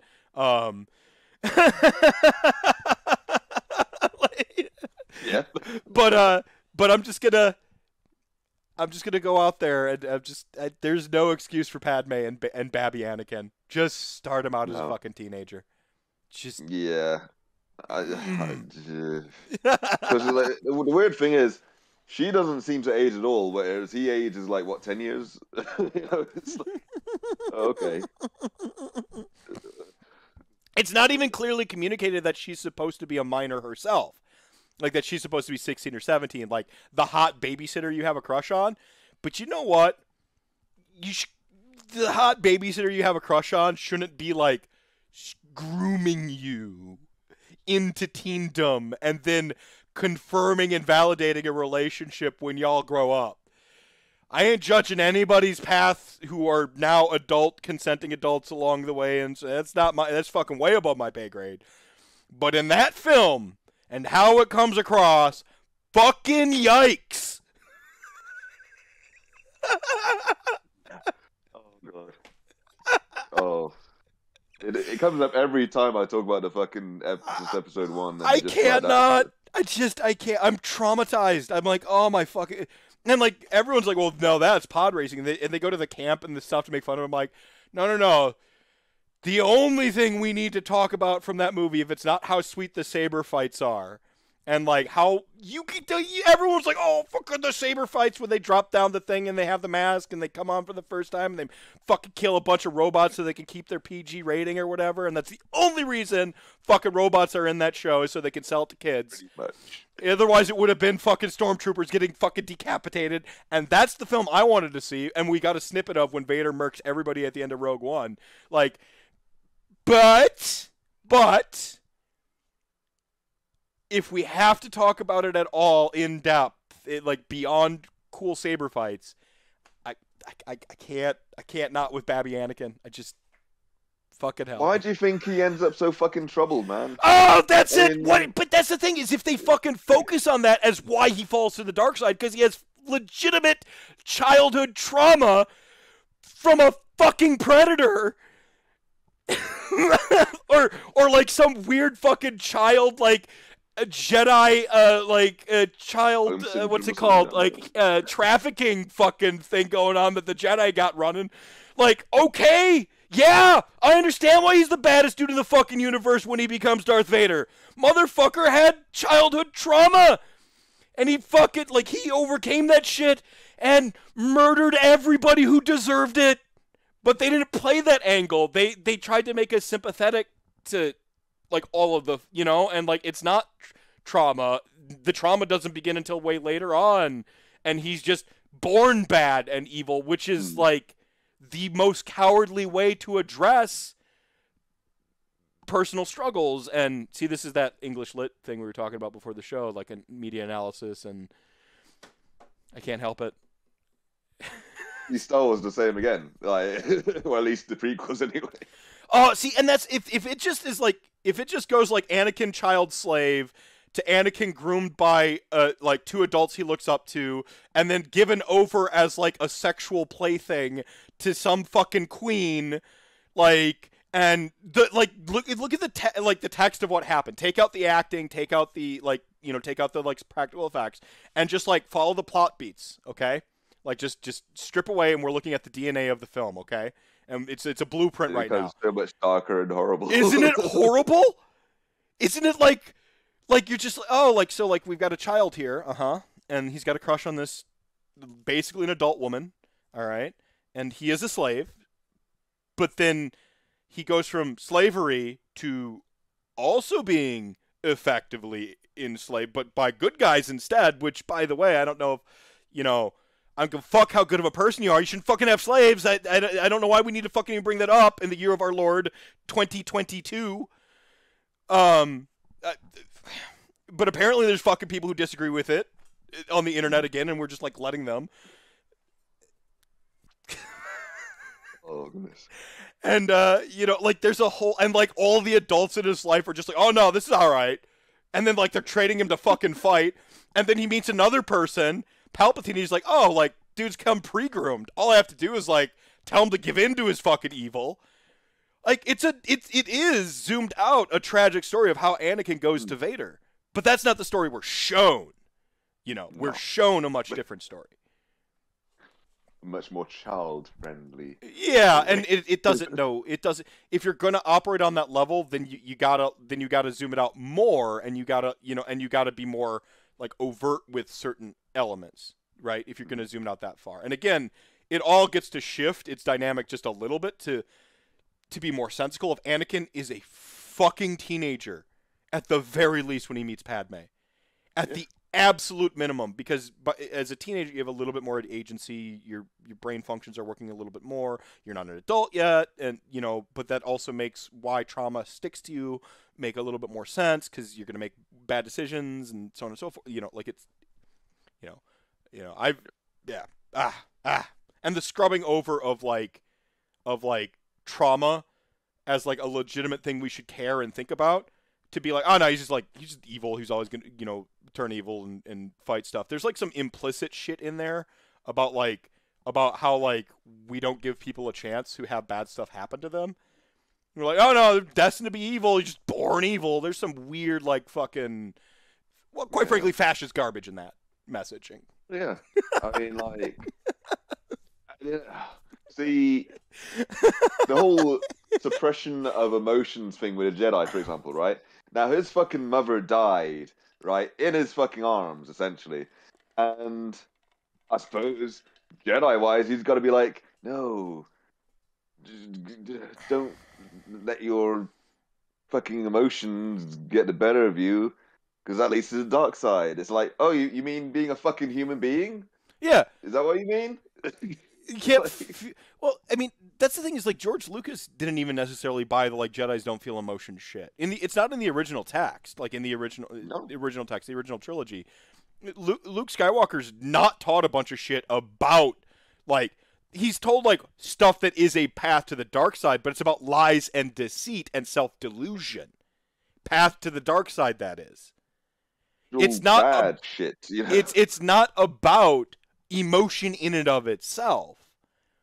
And then in a world where I have a mission personally to make the world better for mental health, destigmatize it, be more mentally health visible, run a charity on July 30th and 31st called the Rantathon, where we have over $8,000 worth of prizes to give away to anyone who wants to show up, watch that, and donate. You might have a chance to win a bunch of cool swag, but it's for a great cause. Plug. I need a camera over here so I can point at that one. To have a message for this thing that we revere a ton in society, where their whole fucking thing that in nerd pop culture society, that their whole shtick is never deal with your emotions. Yikes. Fucking yikes. And yet I go through all that, reading thing on a deeper level and kind of being a dick and an actually guy, and I grew bifocals and a huge neck beard, and all the stereotypes just happened. Instead of in an office above ground, I was suddenly in my basement. My mom was resurrected from the dead, and I live with her again, and all that shit just happened there, and I went super grognard and neckbeard as hard as possible. I still fucking love Jedi because of fucking sword, and they fucking have mind powers, and they fucking merc droids, and fucking douchebag bounty hunters who are overrated characters. And they fucking free prisoners and shit, and fucking dope. I'd actually forgotten how we even got on to this subject. I was like, oh yeah, the Jedi, and why we'd want to beat him. The rant always, if you let the rant go, it always brings you back home. That's the true power of the rant side. Full circle. And now the circle is complete. Yeah. So you love Kill Team. Oh, yeah. Kill Team. I get us back on track. Actually, that was thank you. So ask me some questions about Kill Team. No, I got you. My best on. So you want to do so you just kind of reset a little bit from that epic conversation. You started out, like you said, doing some video game stuff. 3 years ago, 4 years ago, I glanced back in the timeline here, and you've always had this sort of parallel love of skirmish games and some RPG stuff and things like that. And then Kill Team's coming out, and you're like, fuck yeah.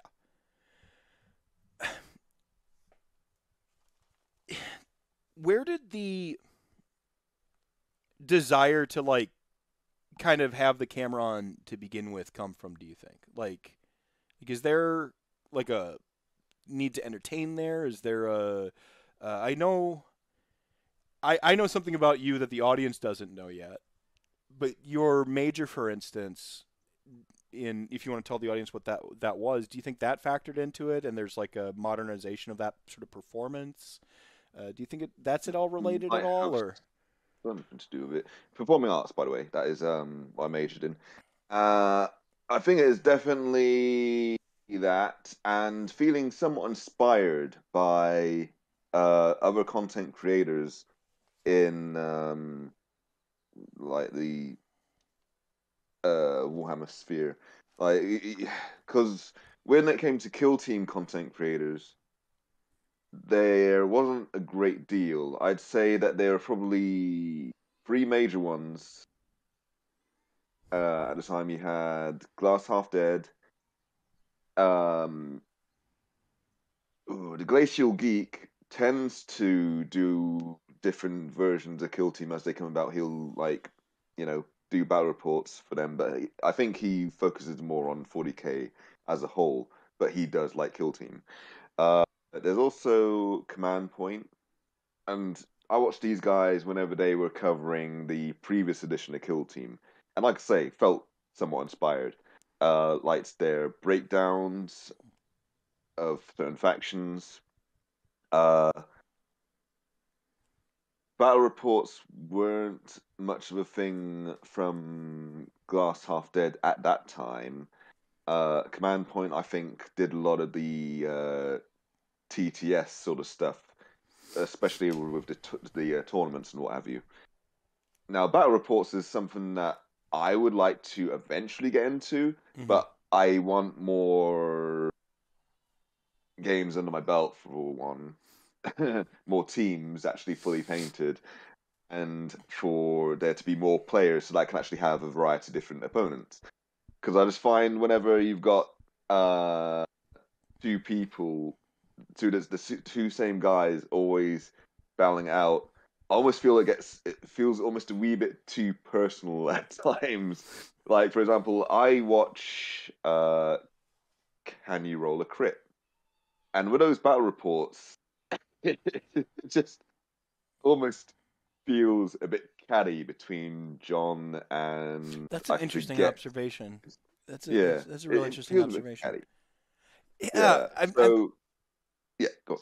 No, I kind of moved past my like battle report phase as like a consumer. Like a while ago, I feel like when you're first getting into something, like you can't help but like constantly. Or this is projection. This is me. I'm saying you, but it's really when I first get into something, I can't help myself. I have to watch and consume everything, and especially like people doing it. Right, like I need to see people playing it. I need to see the minis. I need to see the stuff. But the more I get into it myself, the more of an expertise I personally build up, the less I watch others do it. And it's, that's, like I said, that was probably about to be projection, so I had to switch you to me, general you, second person, to first person. It's always interesting because it has been a while since I've been in my consuming, that stuff phase.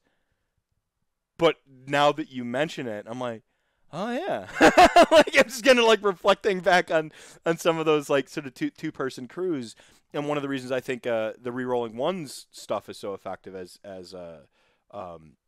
bat reps is because they have essentially a rotating cast, and it's not just like it's not just like kind of the big three with Jack, Brent, and Shu. They'll rotate in Jack's brother sometimes, and like other friends that come on the show and come and play. As well, so it's not even just those same three in rotation. They have other guests that come on. So that's actually a really interesting observation. Could I ask England's not that big. Like the longest commute is like 16 hours. Probably about that at best. I mean, like I wouldn't even say that to be fair. 8 to 12 hours maybe. You could be right with 16 if I'm thinking like way at the bottom. Tippy top diagonal, you hit traffic along the way, right? Yeah, like I'm not gonna lie, I made up the number off the top of my head, off the longest drive I've personally. You're probably pretty close. Okay.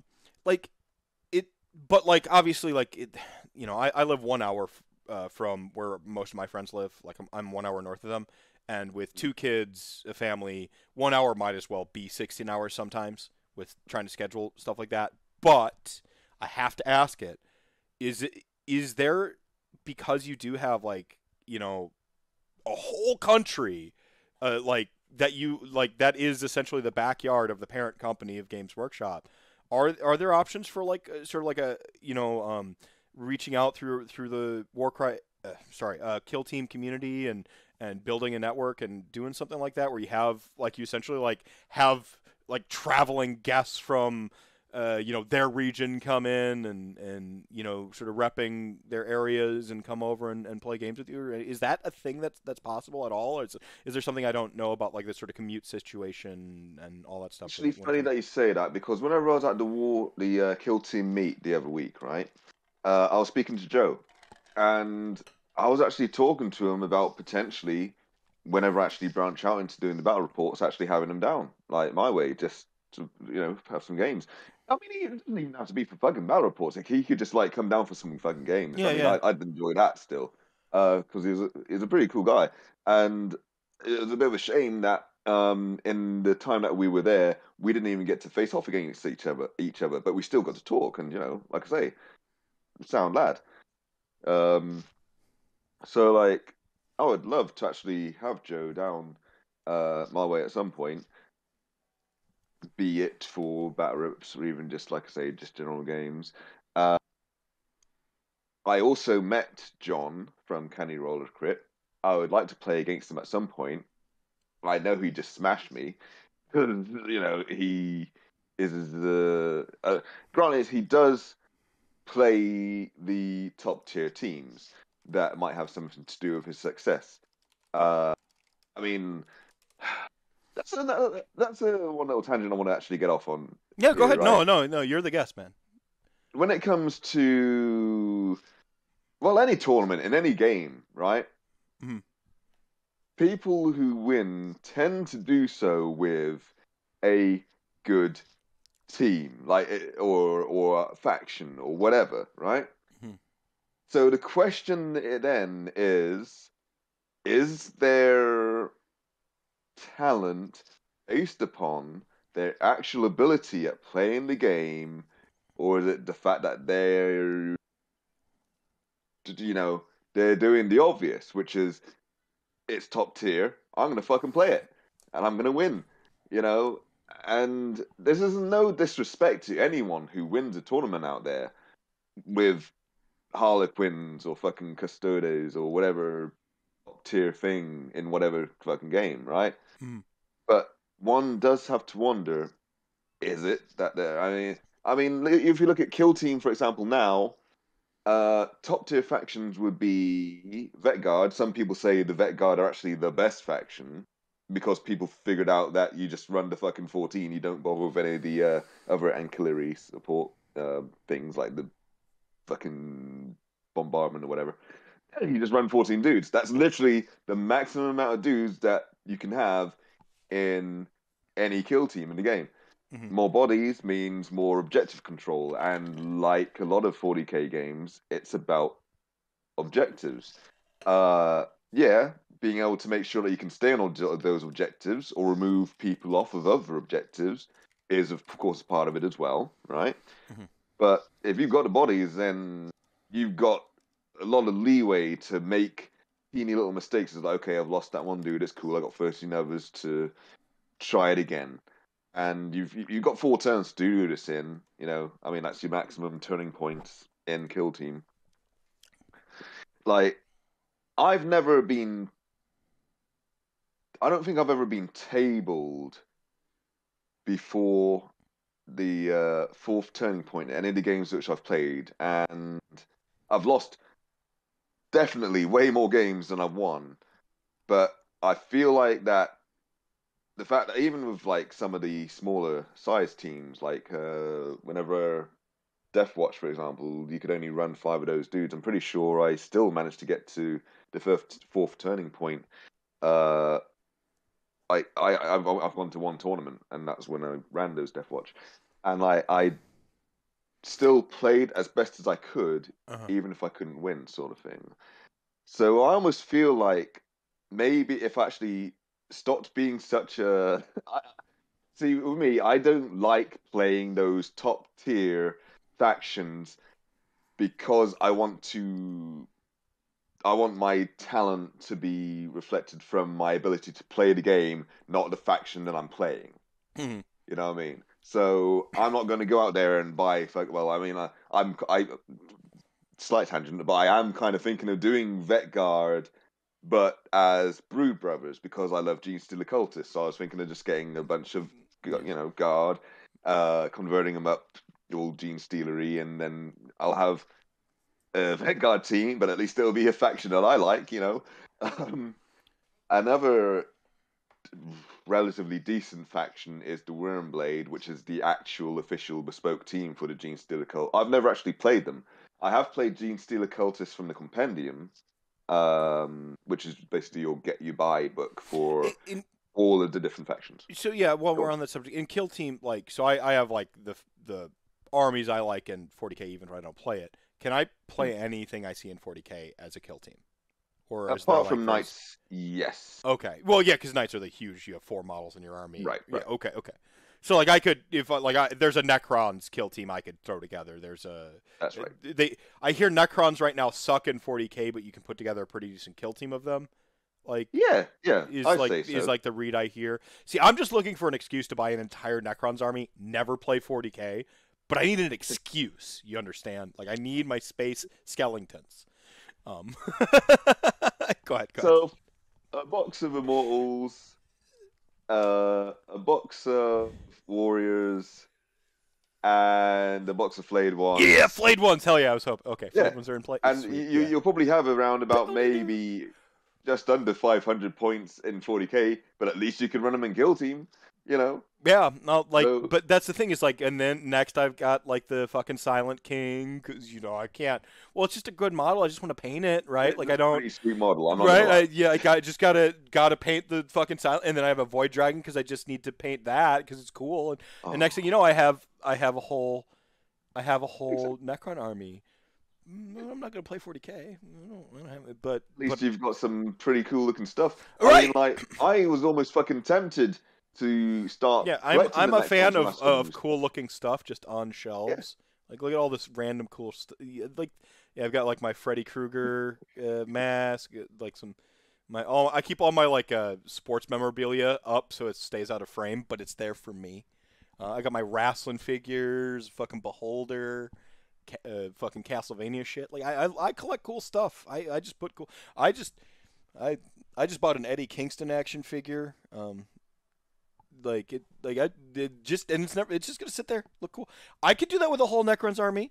I don't need an excuse, but I just need an excuse to buy it. I don't need to play it. I just need All right, sorry. So Kill Team is my excuse to buy that whole Necrons. That's all I needed to know. Exactly. The question I do have though that's related is how much of a hobbyist are you? You talked about like kind of converting, you're getting some Vet Guard and converting them to look like a little bit like Gene Stealer Colts and stuff like that. Like how much of a hobbyist do you consider yourself when it comes to this? Do you think Kill Team's a great place for hobby? I'm doing a bit of a pointed question here, so feel free to go off script and elucidate and go in any directions you want. Well, I do like kit bashers, conversions, all that sort of stuff. Mhm. When it comes to the painting side of things, it takes up so much time. Like, I painted up a whole roster of Gene Stealer Cultist Compendium style, but they are just like battle ready. I was even trying to get them finished off before the Warhammer meet. Just didn't happen. I was like, this is too much time. And even then, I mean, you saw my fucking Warhammer meet video, maybe. I basically flipped and flopped through so many different factions on lead up that I just had to end up just taking the Gene Stealer cult at the end because none of the factions which I was really hoping to play before then I could get assembled or painted and everything. At the moment, my current project is the Blooded Kill Team from Kill Team Morok, right? See, can confirm the Warhammer World Kill Team meet coverage I watched in full 11 days ago. That's what this red bar is here. I told you I hadn't seen your female Space Marines. I don't blow smoke, but I did watch the Kill Team one in full. So Yeah. I don't know if you, Well, you that's good. probably can't see my screen. I don't know if you have two No, monitors. no, actually, I can't. No. Yeah, okay. So chat gang right now, they can actually see I've got your YouTube page up, and YouTube will show the videos I've watched, and right now they can see that I've got the Warhammer killed. It's your latest two videos are Space Marine. Games Workshop says no to female Space Marines, which I haven't watched yet because anytime I see any female Space Marines discourse, whether it's shit I agree with, disagree with, I'm just like, I can't. Like, I get like fucking flashbacks, and I'm like, I know. And same thing happens, by the way, and don't feel bad. It happens in AOS with chess clocks, soft scores, and double turns. Anytime I see any double turn coverage, anytime or any, should there be a double team or sorry, not double team? Should there be double turns in AOS like video? I'm like, I love your content, but I got to keep scrolling. I would say I don't even feel bad because at the end of the day, right? I am not completely on board knocking you, by the way. Secure the bag, cover what you gotta. If you had an inspiration moment when it, like, you're like, this, especially if Games Workshop said some shit and you had to say some shit about it, like, that is, it's just, it's a me thing. It's not a you thing, man. I'm not judging you. I'm not judging you at all. Well, no. I mean, okay. The female Space Marine discourse was getting to the point on Twitter where I had to literally mute female Space Marines. Then I had to try and mute a different fucking keyword and phrase and all that sort of shit. And then people basically just stopped even bothering actually saying it and just basically posting screenshots. The discourse, yeah, it was just still fucking. It was like they wanted me to fucking see this shit. And I'm just like, you know what? Okay, fine. You're showing me. I'm gonna have to fucking say some shit. Right. Yeah. And I said some stuff that some people probably didn't agree with on the for female Space Marine side of things. Especially whenever I got a little bit peeved, whenever people were like, "Oh, wait your turn." When it comes to like different Imperial Guard regiments, you know, the things that we once had about 6 different, unique sub factions of way back. Now it's just down to fucking shitty Rambo knockoff with crappy faces, the Kanashans and the Cadians, which they still keep trying to make a fucking thing, even though those models are still kind of old. Not as old as the Kalashans, but still fucking old. And it's like, and we got one kit of Krieg. Ooh, great. I can really make my heavy weapon squads and my special weapons squad, well, probably special weapon squads, and my officers and all that shit with this one shitty fucking, well, sorry, it's not shitty, but anyway, this one kit. Yeah, no, like, I'm really going to be able to... You're waiting. Like, I mean, that's the thing that sucks, and this is universal to Warhammer. Is like, if you got that fucking thing you love and it's been ignored forever, like, you fucking want the thing, and the longer it's ignored, the more, like, it's like you go through, like, even though the 12 stages of grief have been like way debunked, you go through like a 12 stages of grief. It's like 12 stages of like, when the fuck is my faction getting it updated, right? Like, there's just this like this thing that happens. Like, I get it. Like, I am a bastard. Games Workshop constantly gives me what I want, even things I didn't know I want. Like, and I'm like, oh yeah, like maybe just like update some skeletons or something. Like, here's a whole new fucking only skeletons that have taken the Super Shredder serum from Teenage Mutant Ninja Turtles 2. Like, they just fucking and they show up, and I'm like, I didn't know I wanted this. Thank you. Like, and then I'm like, oh man, you know, like there's not like I just want an army of all vampires, but I can't do that with Legions of Naygash. But man, I'm really strapped for cash right now, and they're like, you know what, Andrew, we got you, dude. Like, here's Soulblight Gravelords, and then I'm like, you motherfuckers, because you just released all of the new vampires. So not only do I have to, like, I could just field my army as is, I have hundreds of skeletons. All that shit still plays. I had existing Graveguard. No, I put together 30 new ones because they didn't have enough katanas. Okay, this is, and the games are, here you go, and then meanwhile, like, you're fucking over here just, like, alone, just, like, weeping, like, I hate me, and I'm like, no, Games Workshop, fucking stop, go give my homies some shit, like, just do it. They don't even need a whole new release, just give them new kits, just new kits. Well, okay, Tyranids on my love, right? Yeah. And there was some rumor engine stuff right? Which, okay, one thing was definitely Tyranids, and it turned out to be the fucking Parasite of Mortrex. Cool model, great.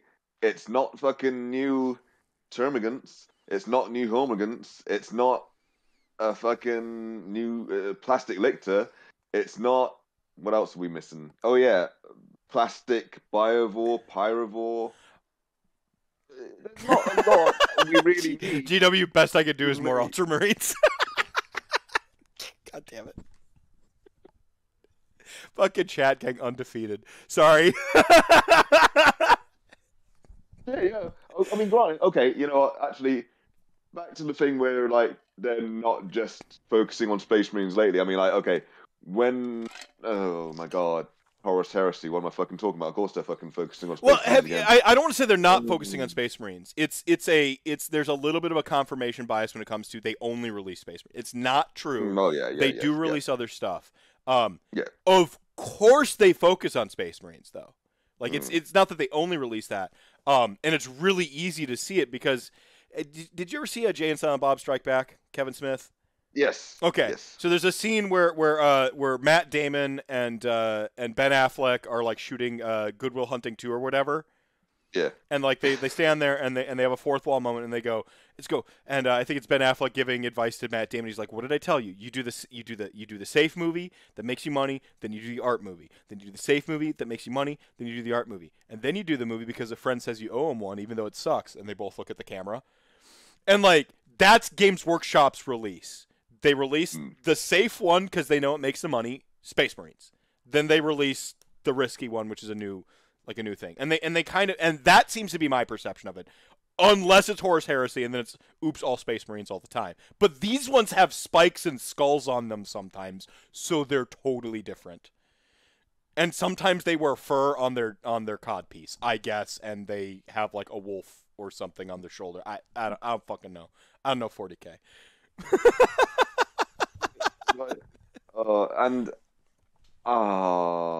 This is branched off so much from where I was even going, but like Horus Heresy, I just couldn't give a damn. I really couldn't care. Yeah. I didn't care when it was Forward World, exclusive, and now it's just like branched off into more of a main game where I could play it because it's mostly plastic kits, still fucking expensive, mind you. But it's like, oh, it's Horus Heresy. I don't care. I mean, I consider it a historic game, which I already know what happens. I don't care. All right? This all leads up to something. I know what happens. I want to play the present and future of the 41st/42nd now, I think it is, millennium. All right?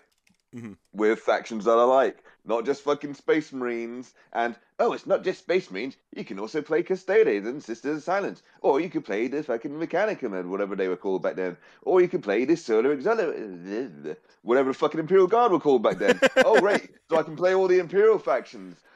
Awesome. What about the Orcs, which were actually still a thing back then? What about the Eldar, which were definitely still a fucking thing before we were in fucking tadpoles? So, what about that? Yeah? No, no, it's just Imperial factions fighting each other because it's the Horus Heresy War. Yeah, cool. I know that, and I don't care. So you go over there, you play that, right? I'll play things with actual variety. Yeah. That worked. But yeah, anyway, sorry, I'm not. No, you're fine. But there's fans who actually want to play those games. I'm just bitching at the fucking game itself existing. No, I think fucking thing. Chat Gang knows that the rants must flow around here, and that we have a problem, and we, the philosophical we nerds have a problem with associating our identities with the things we enjoy, and it is very important, I think, to try to give ourselves boundaries between the things we enjoy and who we actually are, so that when somebody makes fun of the thing we enjoy, we don't take it personally. And trust me, there's a whole meme with Chat Gang involving Mass Effect. Basically, you get because since we're all playing like video games or RPGs IRL, you actually get an achievement that unlocks if you look up there in the corner of your screen right now, like not on my screen, like if you look in reality and you look up right there, right up over here, this is where achievements unlocked. And if you can make me tee off on Mass Effect 3, you get an achievement. You've gotten Mephisto to shit on Mass Effect 3. I try not to like yuck people's yum, but there are things I don't like either, and I wouldn't be me if I didn't say I don't like that thing. The difference, though, is when you're the person not liking the thing, being careful not to shit on people who do like the thing, just because they like it. Who gives a, like, fucking love what you love, man. It doesn't affect me. Exactly. And then the other side of that is that we then need to, when somebody makes fun of something I like, I can't take it personally either. So, like, I fucking love Naygash. People will try to on purpose make fun of him to make me upset. I'm like, okay, you don't like him, whatever. Like, good luck, It's just, we this is a nerd thing, a nerd community. We just need to be better about this shit.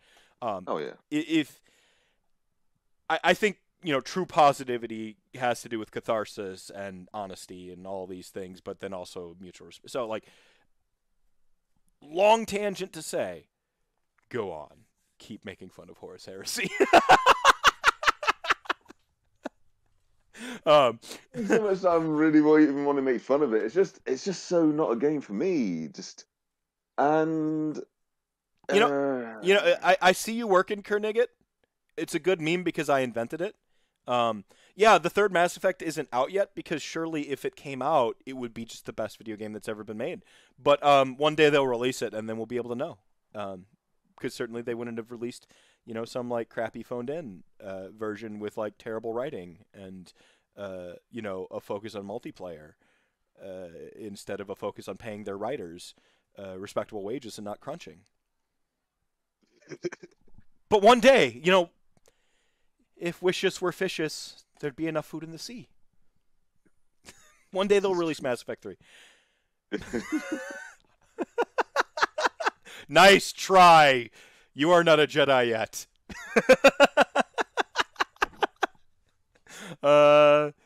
Shaking my head, the cheesehead can't even pronounce Naygash correctly. Is it Naygash? If the Brit didn't know how the fuck, they don't even know. I mean, that's what I've been saying for like any time I've had to say it. Naygash. Naygash. Naygash. See, that's usually because you have like a little bit of a harder A. It's like we'll be like Naygash, like oh my gosh, like Naygash, but like you have this like you have the soft A and then the hard A. Fascinating. It's almost like it's a made up word, and there is no correct pronunciation, because it's completely made up out of nowhere by a bunch of nerds in a fucking garage somewhere 100 years ago. Okay, like 50 years ago, but still. There's a bunch of fucking things which I've been saying based on like fluff from 40k and everything, and I've probably been saying it completely wrong all this fucking time. Someone's probably been like, "What the fuck did he just say?"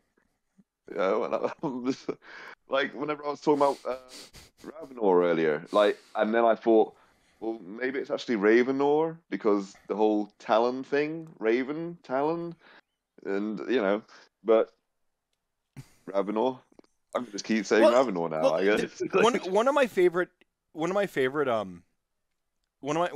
like internet memes was like that when you see people mispronounce like words, they learned those words by reading them, so cut them some slack, right?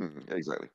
And I actually like it's a meme, but I legit believe it. Anytime somebody like mispronounces something, I'm just like, yo, legit, they read that. Like that's how they acquired that. And that's why like.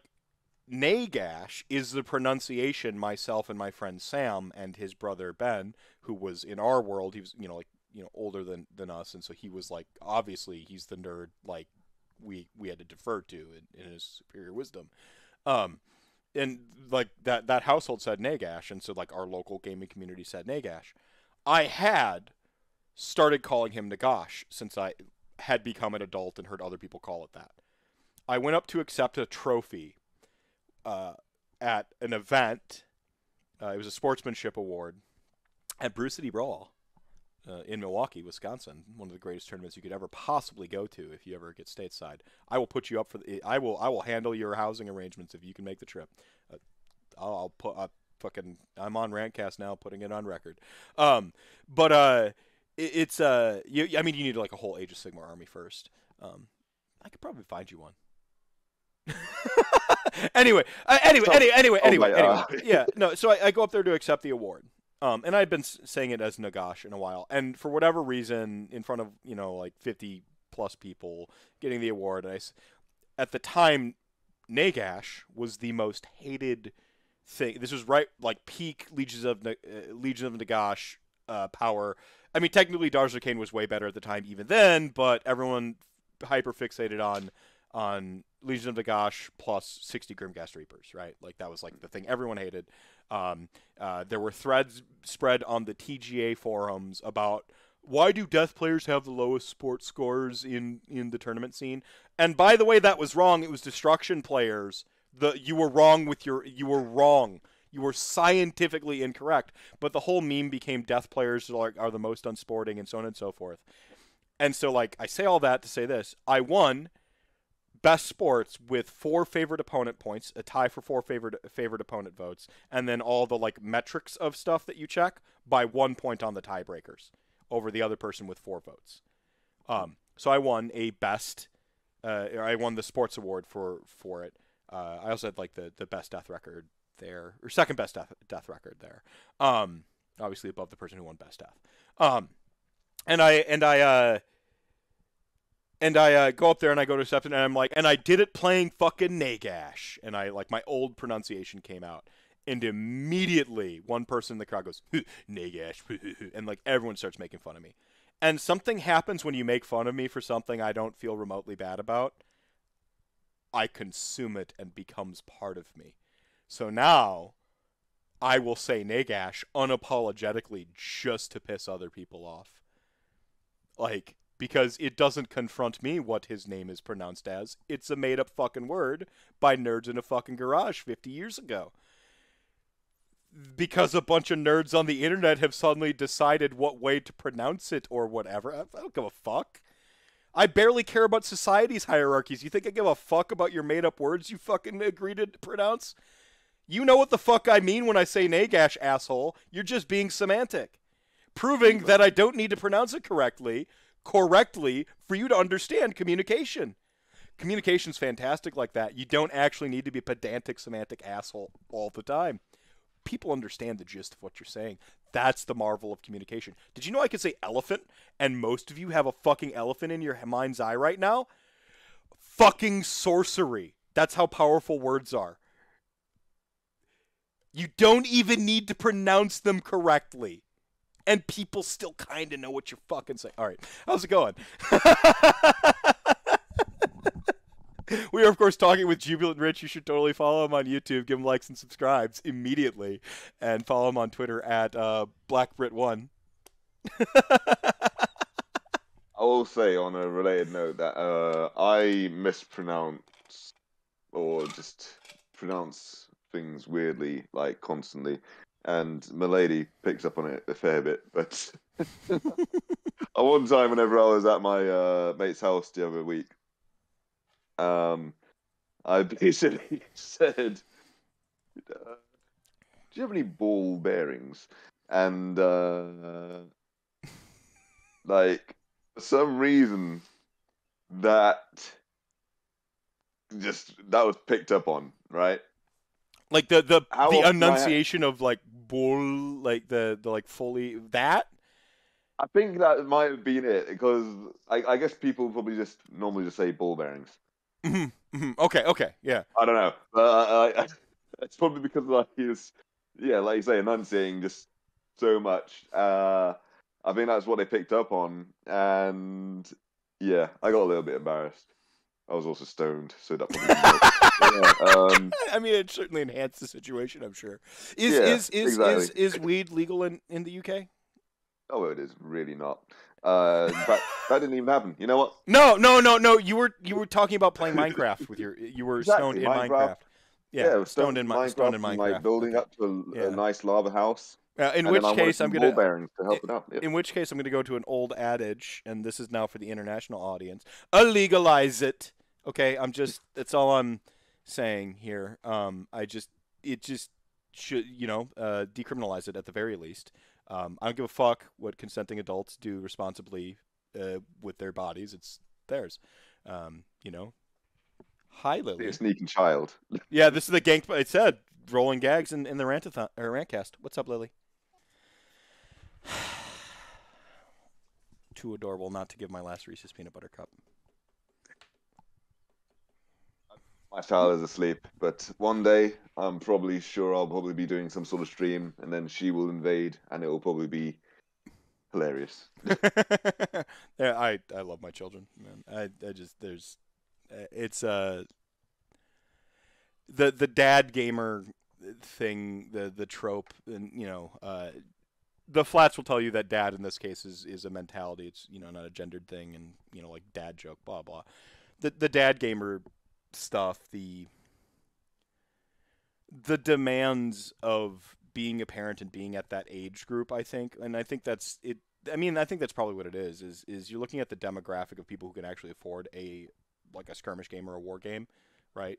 Like the disposable income, the time thing there is it's going to skew us a little bit older, right? And I think that's why you get a bit of a different community vibe across our communities. Is just because that Yeah. video games obviously skew younger, right? Like that's so I don't know. It's just something I kind of constantly think about.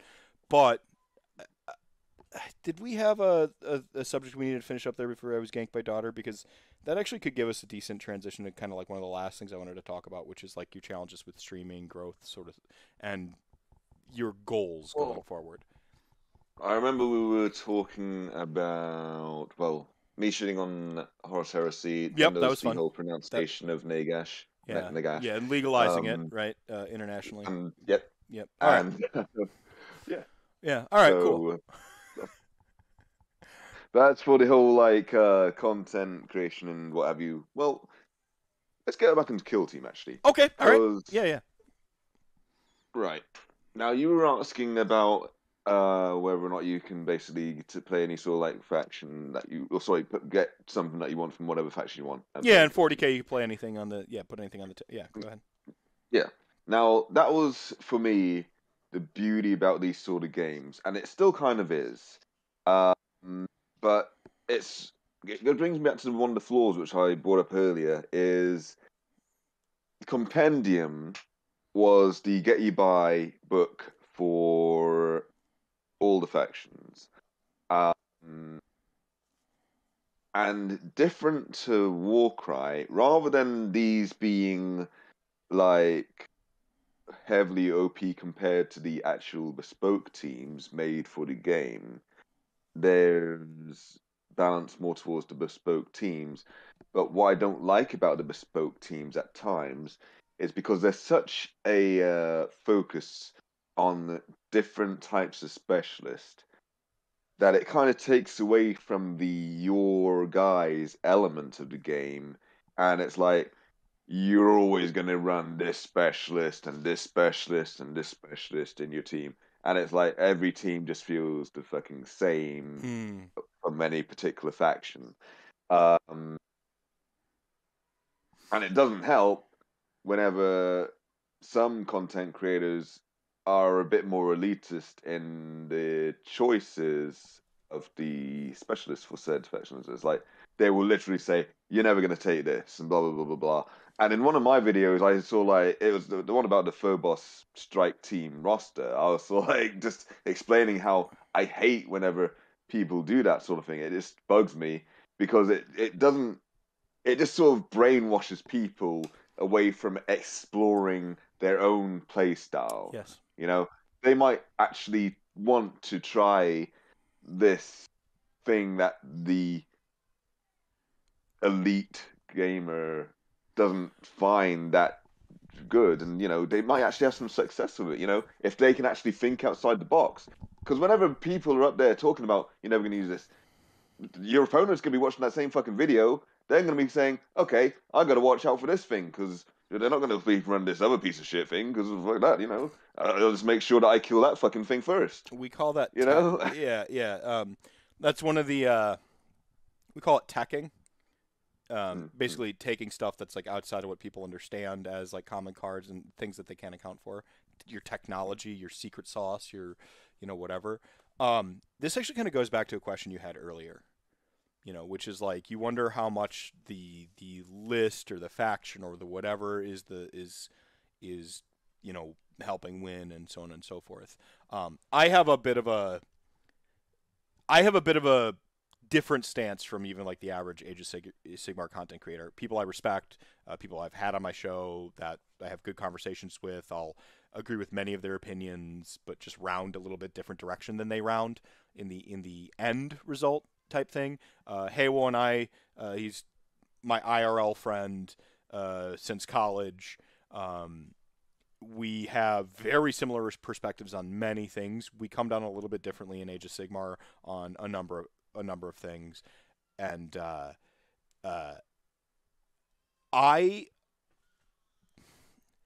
I believe in a more holistic view of gaming. I think your mental game is as or more important than it's at least as important a physical component of the game. We like to think of our minds as this disembodied separate thing. Okay? Like, and it's not. Your brain has fucking weight. There's chemicals, electric shit's moving around in it.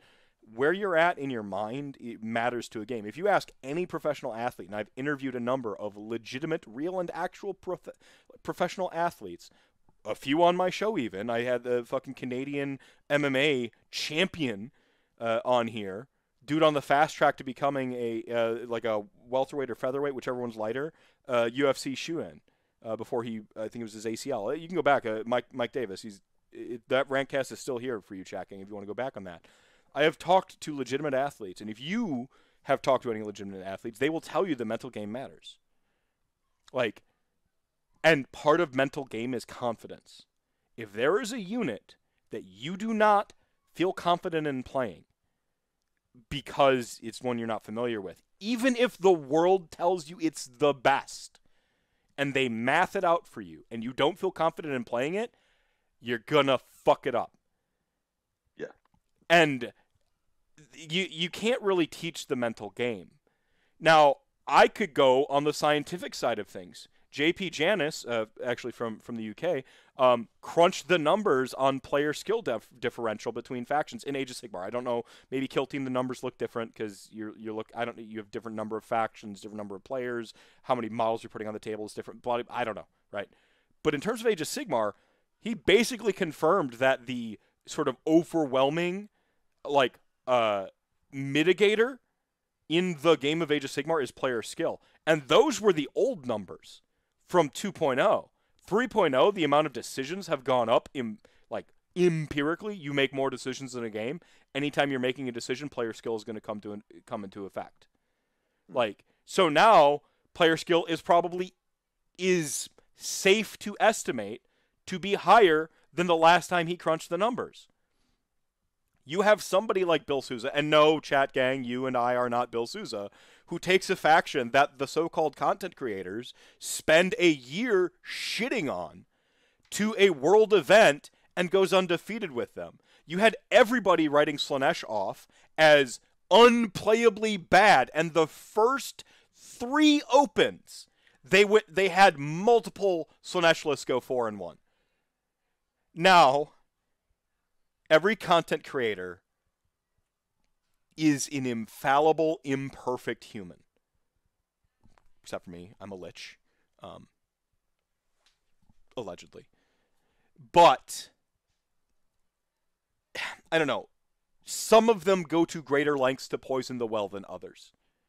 And I do not appreciate that trend in any community right now. This elitist, top-down mentality is antithetical to how I see the world, quite frankly.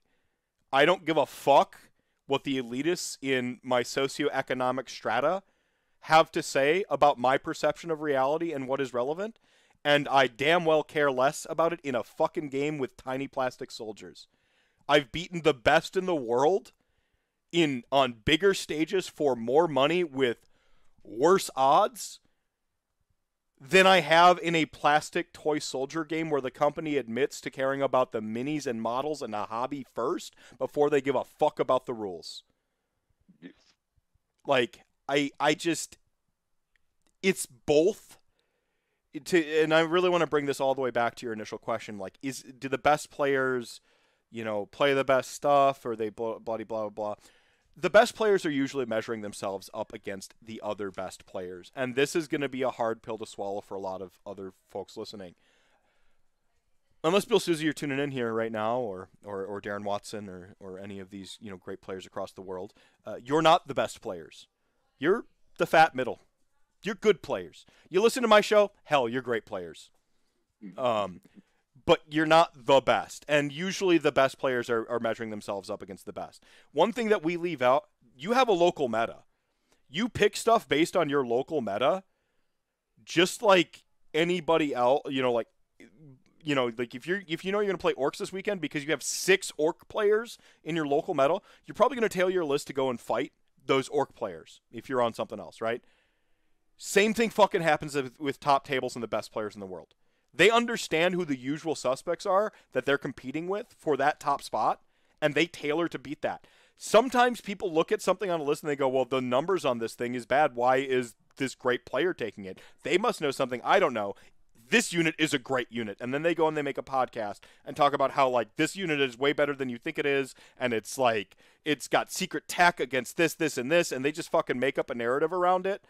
I know of a very specific podcaster who does this. And what they fucking utterly omit is that the person brought it because they know they're going to run into this person.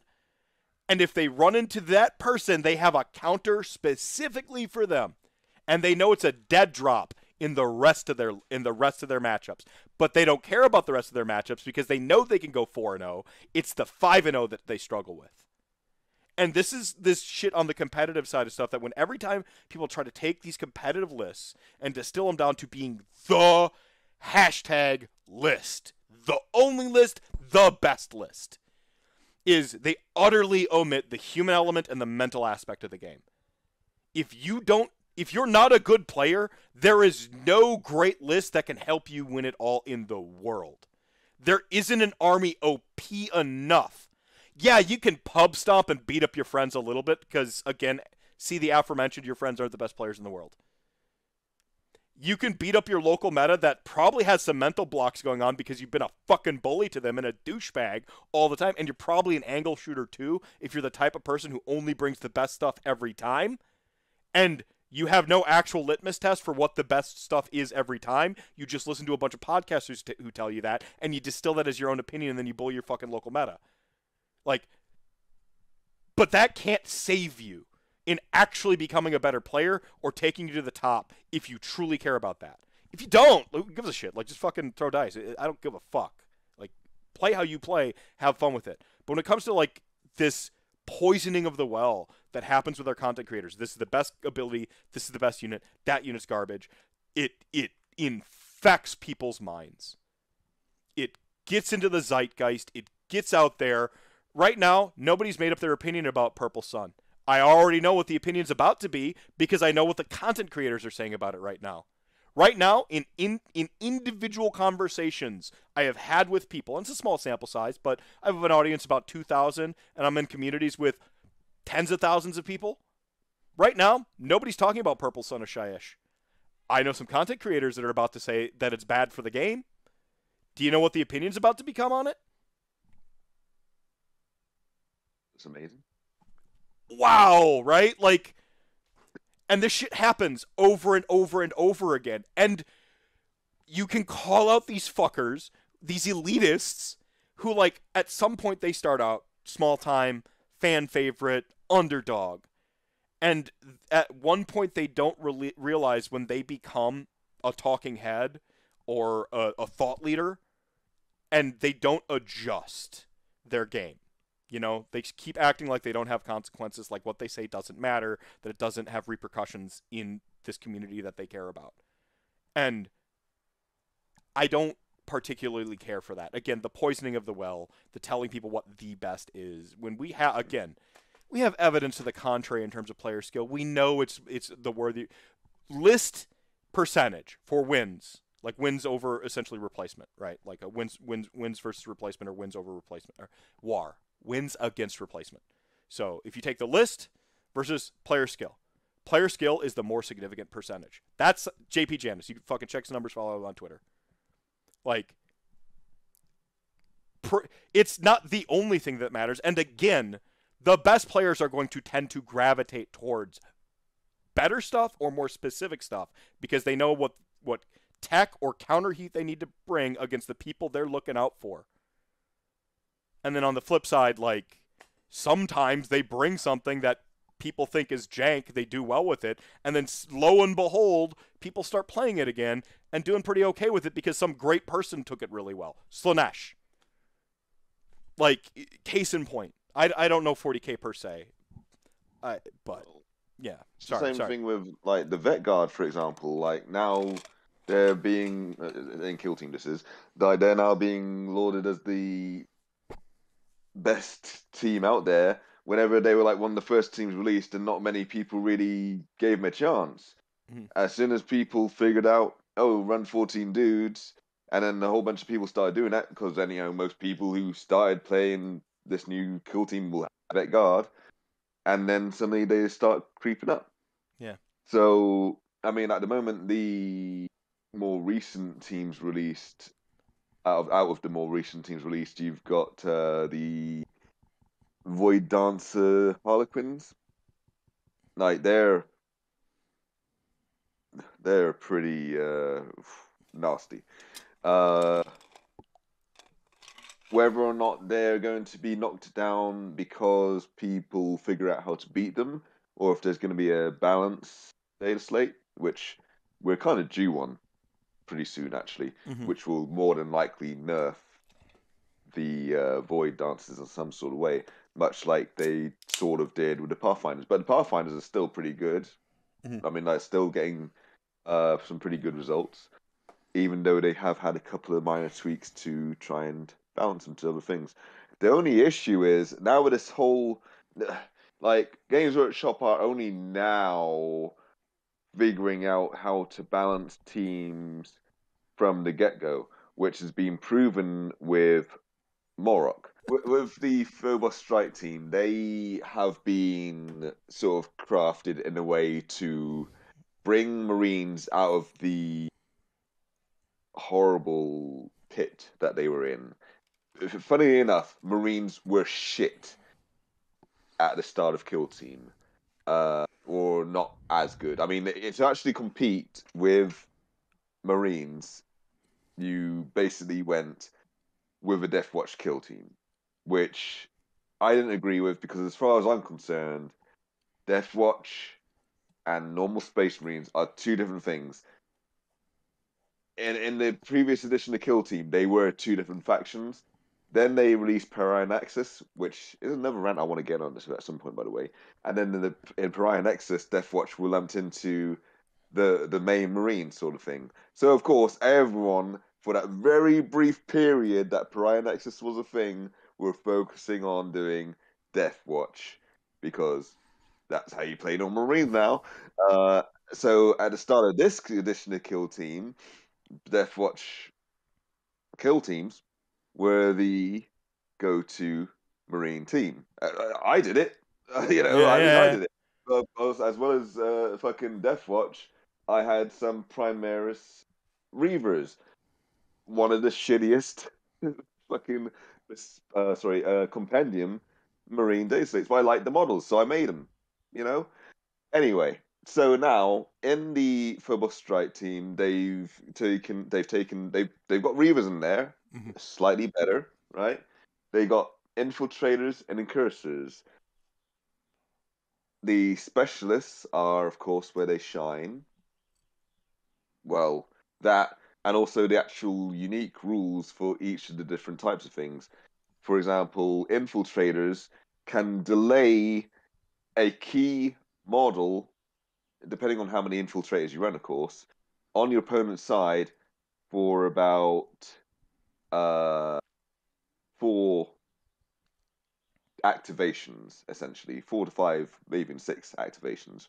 So if you've got, it's like if your opponent runs up their melter gun or something, it's like, okay, cool, you're going after 5 of my dudes have gone. Oh wait, that melter gun dude, he's already dead now. You didn't even get to fucking use them. Oh well, you know. Incursors, their thing isn't as great. It's more like about making sure that people can't hide as well from them. For example, Yeah. they can see through smoke grenades or smoke, smoke clouds, and obscurity. Is Yeah, that that like starts to be really Eversor assassins or not, I always forget Judicator assassins. Vindicare. Vindicare assassins. Yeah, yeah, Yeah, stuff yeah. like that. So and then with Reavers, it's more about like Eversors are like the objects. turbo claw ones, right? Yes, And that will blow the fuck up if you kill them. yeah, and Well, the at other least that was in old rules anyway. I don't know and how the they other are now. ones are the like turbo concealed sniper ones, right? Yeah. Okay. All right. Vindicare are a sniper, yeah. Yeah, And Vindicare. then of course Okay, you've got got it. Colexus, which are the pariahs, and the Calidus, which are the shapeshifters. See, I remember some 40k shit. I remember it a little bit. I loved the fucking assassins back Oh, like yeah. in second edition. Man. My what the fuck was that? We talked about it earlier. The RPG, Inquisition RPG, Dark Heresy. My Dark Heresy Yeah. character was a psyker, like basically trying to be an assassin, who had the divination psychic powers. So their whole thing was they like were the best sniper in the Inquisition because they shot where they knew you were going to be and shit. Like they saw the future, and so they didn't even like they'd be like lining up with no scope and like just like fucking looking through the void, and like they just seconds. and just shoot the bullet at the perfect time while like everyone's walking, and like so they were just this like turbo psychic assassin. And the GM for that game was a little bit of like what we like to call in the business a adversarial GM. Like they don't. There's like the GMs out there who like really like are at the table with their players.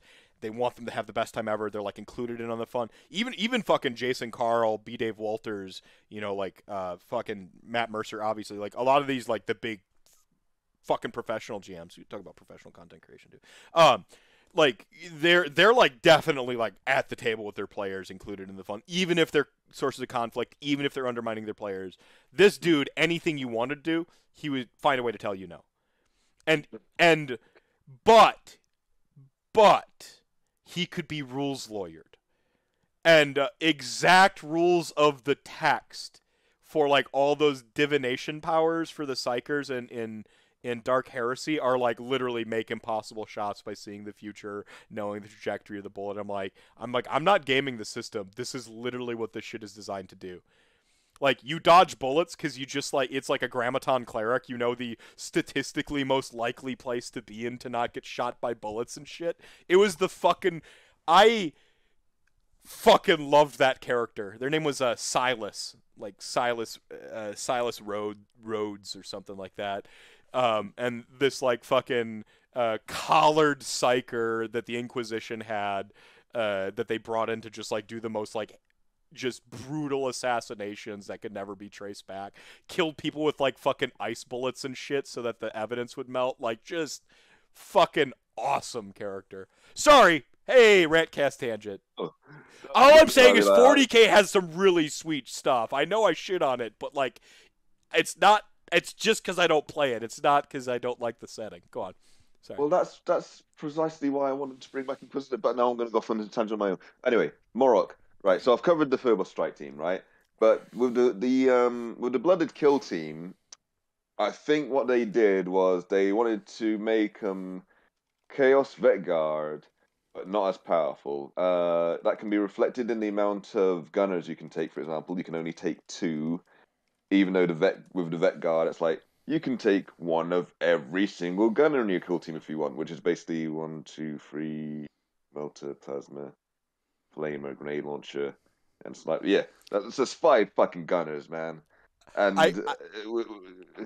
I love the passion you talk about this shit with, man. I like it's like I watched your face glow, and you're counting the number of guns, and I just watched you light up. It was amazing. I know it's getting late for you too, and you just got this like second wind of like, yeah. Oh Sorry. yeah, I'm not gonna lie. I was tired before fucking 9 o'clock, and I'm just like running off of well, like you say, passion for the fucking game at the moment. Like with the blooded kill team, they've tried to balance them to a point where they're not overly powerful, and I think that's probably what they're going to be doing going forward. Is if they're going to be doing bespoke teams, they're going to try and learn from the mistakes of what made previous things overpowered and just sort of cut back on them a bit. Mm. Which is unfortunate because the ones which started the game and were already fucking pretty powerful are probably going to still stay as powerful no matter how many. Well, I mean, they're going to have to really fundamentally change them to bring them in line with the more Yeah. balanced stuff going forward. For example, now Vet Guard is now at a point where it's I don't know how they could. I mean, like I say, without fundamentally changing them, maybe even cutting them down to two gunners, like they've done with the Blooded. And even then, that's not even the start of it. There's just so much shit going on with the fucking Vet Guard that they I mean, I played against them at that At the meetup. kill team meet, Yeah. and I was like, See, oh, see, the to just kind of keep on with this, subject. Like I talked about the mental game and stuff as being like a component of important player skills being component. That doesn't mean OP stuff doesn't exist. I don't want people to take the wrong impression from like that kind of epic rant I did a little bit earlier. Like things go out of bounds. Things go too powerful or too weak. And this is a problem. Usually it means like, yeah, like less skilled players can, like if you're looking at like equal skill, then the less skilled player on an OP faction within a certain margin can beat a more skilled player, right? If you're closer in that margin, and that shit really does happen. It's not the only thing that matters. It's not the worthiest thing that matters. But when stuff goes particularly out of bounds, or and here's the like sort of other side of this is even if there isn't a problem, if there is a perceived problem, you have a problem, and that goes back to the poisoning of the well thing. Whether Purple Sun is a bad thing for the game or not will become irrelevant if the perception is Purple Sun is a bad thing for the game because it shuts off people's mental gameplay. People's in a aggregate sense, not individuals, not people who watch my show because they're fucking smart enough to know better. Like it happens where a sort of conglomerate of enough people turn off their brain, chalk thing off to OP and stop solving the problem. They stop coming up with a counterfaction to beat the veterans where they're like there's some hidden tech in an old army no one's played in a while where you're like, yo, shit, did you know that like if you bring this like weapons team and this, that, and the other thing, you can actually like beat them pretty easily. But since you're already committed to this mental parachute of oh, it's OP, it's so much easier to complain about it being a problem than to solve the problem. That's the mental game. That's the problem with poisoning the well is if you do it to an extent that people stop solving the problem. And I think that this is again, this isn't just fucking Warhammer 40K. Like this isn't Kill Team. This isn't video games. This isn't important cultural fucking matters like climate change, which was in our cold open. The straws, right? Like oh yeah, straw. Like it just if you shut people's fucking and that's what it's about. It's about getting people essentially in a constant state of angry, afraid, or reacting. And if you keep them in that state, they stop fucking thinking. And again, that is not to say that OP shit doesn't exist and shouldn't be dealt with.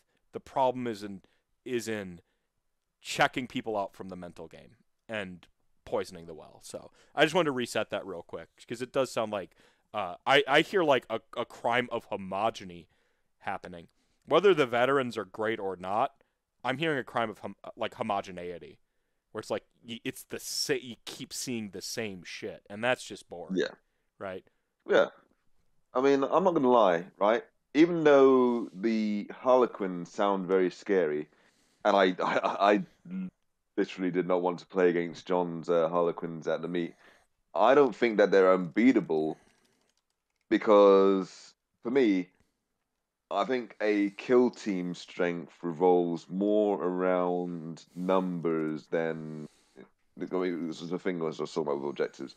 Now you can have 8 operatives in a Harlequin kill team. I would go for. I wouldn't even take Vet Guard where they're 14. I'd probably end up taking Blooded or even Wormblade because again, factions that I like, but they can still take 14. Against Harlequins. Against Vet Guard, again, the same thing because you're not going to be outnumbered then. Now, people, like you're saying with the poison in the well, people advise against the 14 operative Wormblade. You have to take the two specialists, two of the four specialists that you've got options to. I'm like, why? I mean, I could run my 12-person team against the fucking Vet Guard, and my cool Kelemorph. I run him out and shoot this guy, and then he's dead because someone shoots him in the fucking face with a plasma gun. And what happens then? This cool thing that apparently is going to win the game is dead.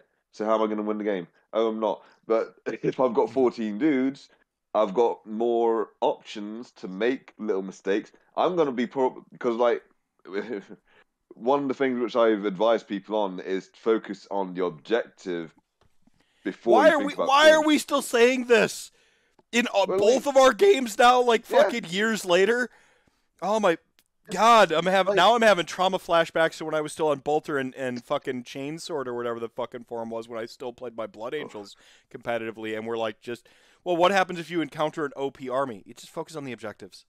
Like, it was the thing we were like telling everybody like back then.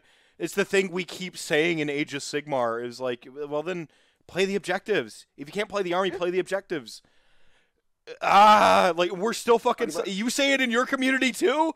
My brain. Like, and the thing is, and that's why I was that's of course why I suppose Vet Guard are so powerful is because they can very easily focus on the objective.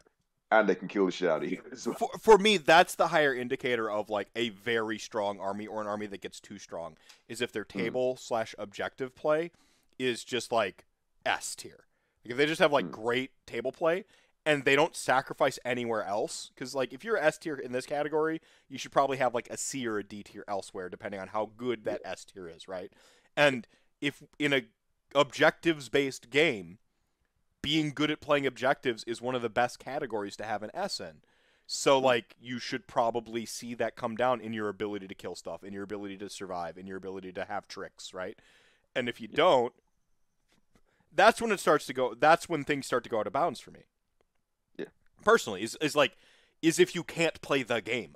If they are doing stuff fundamentally because it's an objective game and they're saying, no, you don't get to interact with the objectives, you don't get to play objectives.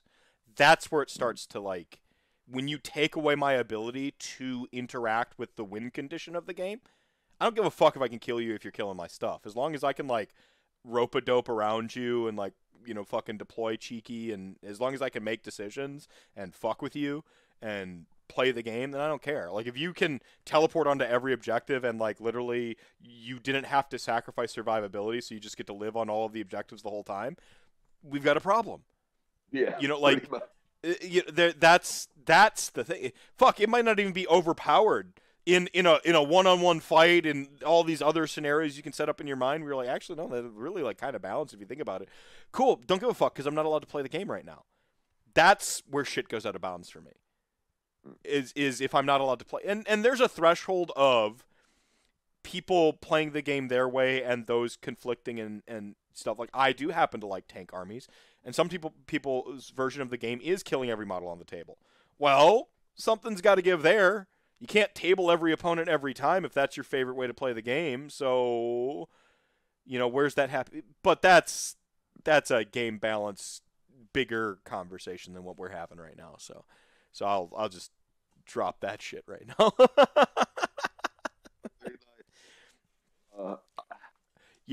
It's just, like I say, it's just infuriating. Domir, I don't feel like there's much of a focus on the objective side of things whenever it comes to tactics. I think it's just more about how something is going to kill things or how easy it's going to be killed or not killed, etc. Right. I wish I could just see more of a general tactical focus on the game rather than this is how you play this faction and kill things with this faction. Well, I think, I mean, part of that comes from the nature of content creation too, right? Like Yeah, you're talking about the game and naturally, like, I mean, this is a reality of all of our sort of roles in this community, or our respective communities, is we spend more time talking about it than we do playing it, and that's not because like we don't. It's not because we don't necessarily play it a lot. It's because like making content takes a lot, and engaging people on Twitter. You're awake X hours of the day. You're on social media X, Y hours of the day. You have these many videos, and you're responding to these comments. Like we spend a lot of time talking. Family. Yeah, working family. And then you get the time to actually play the game where you got to coordinate with somebody. In your case, you got some commuting going on, right? Like there's, fuck my case too. Like I got to commute to play games with real people, who'll actually give me a challenge because pub stomping's no fun for me either. And like I can have fun, but the way I play the game is to try to get better for a tournament, and that's not always on the same level as another person. And I don't want to give them a bad game, so then I'm like, playing just to have fun, but I'm not checking the boxes of like why I want to test this model or whatever, right? The stuff that interests me. Blah, blah, whatever. Fuck that. The point is like we spend a lot of time talking about it, and so our content naturally like morphs around that.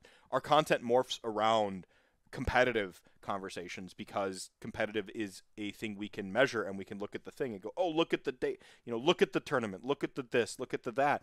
And so that it starts to like warp this, just even the nature of how we like sort of interact with like how we think about stuff. And a goal for me with my content has always been to never tell people what to think. I will tell you what I think. I will showcase what my guest thinks. But the goal is that through us having a conversation, through us going down tangents and rabbit holes, that people get more of a understanding of how they wish to think, and go out and then see things from different angles and perspectives to reevaluate an old favorite unit that they might not have played because they hear you gushing about it in Kill Team, and you're like, actually, I think this has the stuff, and people are sleeping on it, and fuck what the elitists say. To give people that second breath to that other perspective. That's why RantCast is the way it is. That's the passion I like. And again, to that mental gameplay. If you've already beaten yourself because you believe that player skill doesn't matter, only the list matters, and this unit is garbage, congratulations, you've done half the work for me at a table. Because I know I've got a shot. I'm so arrogant in the fact that's way more my problem than the opposite thing.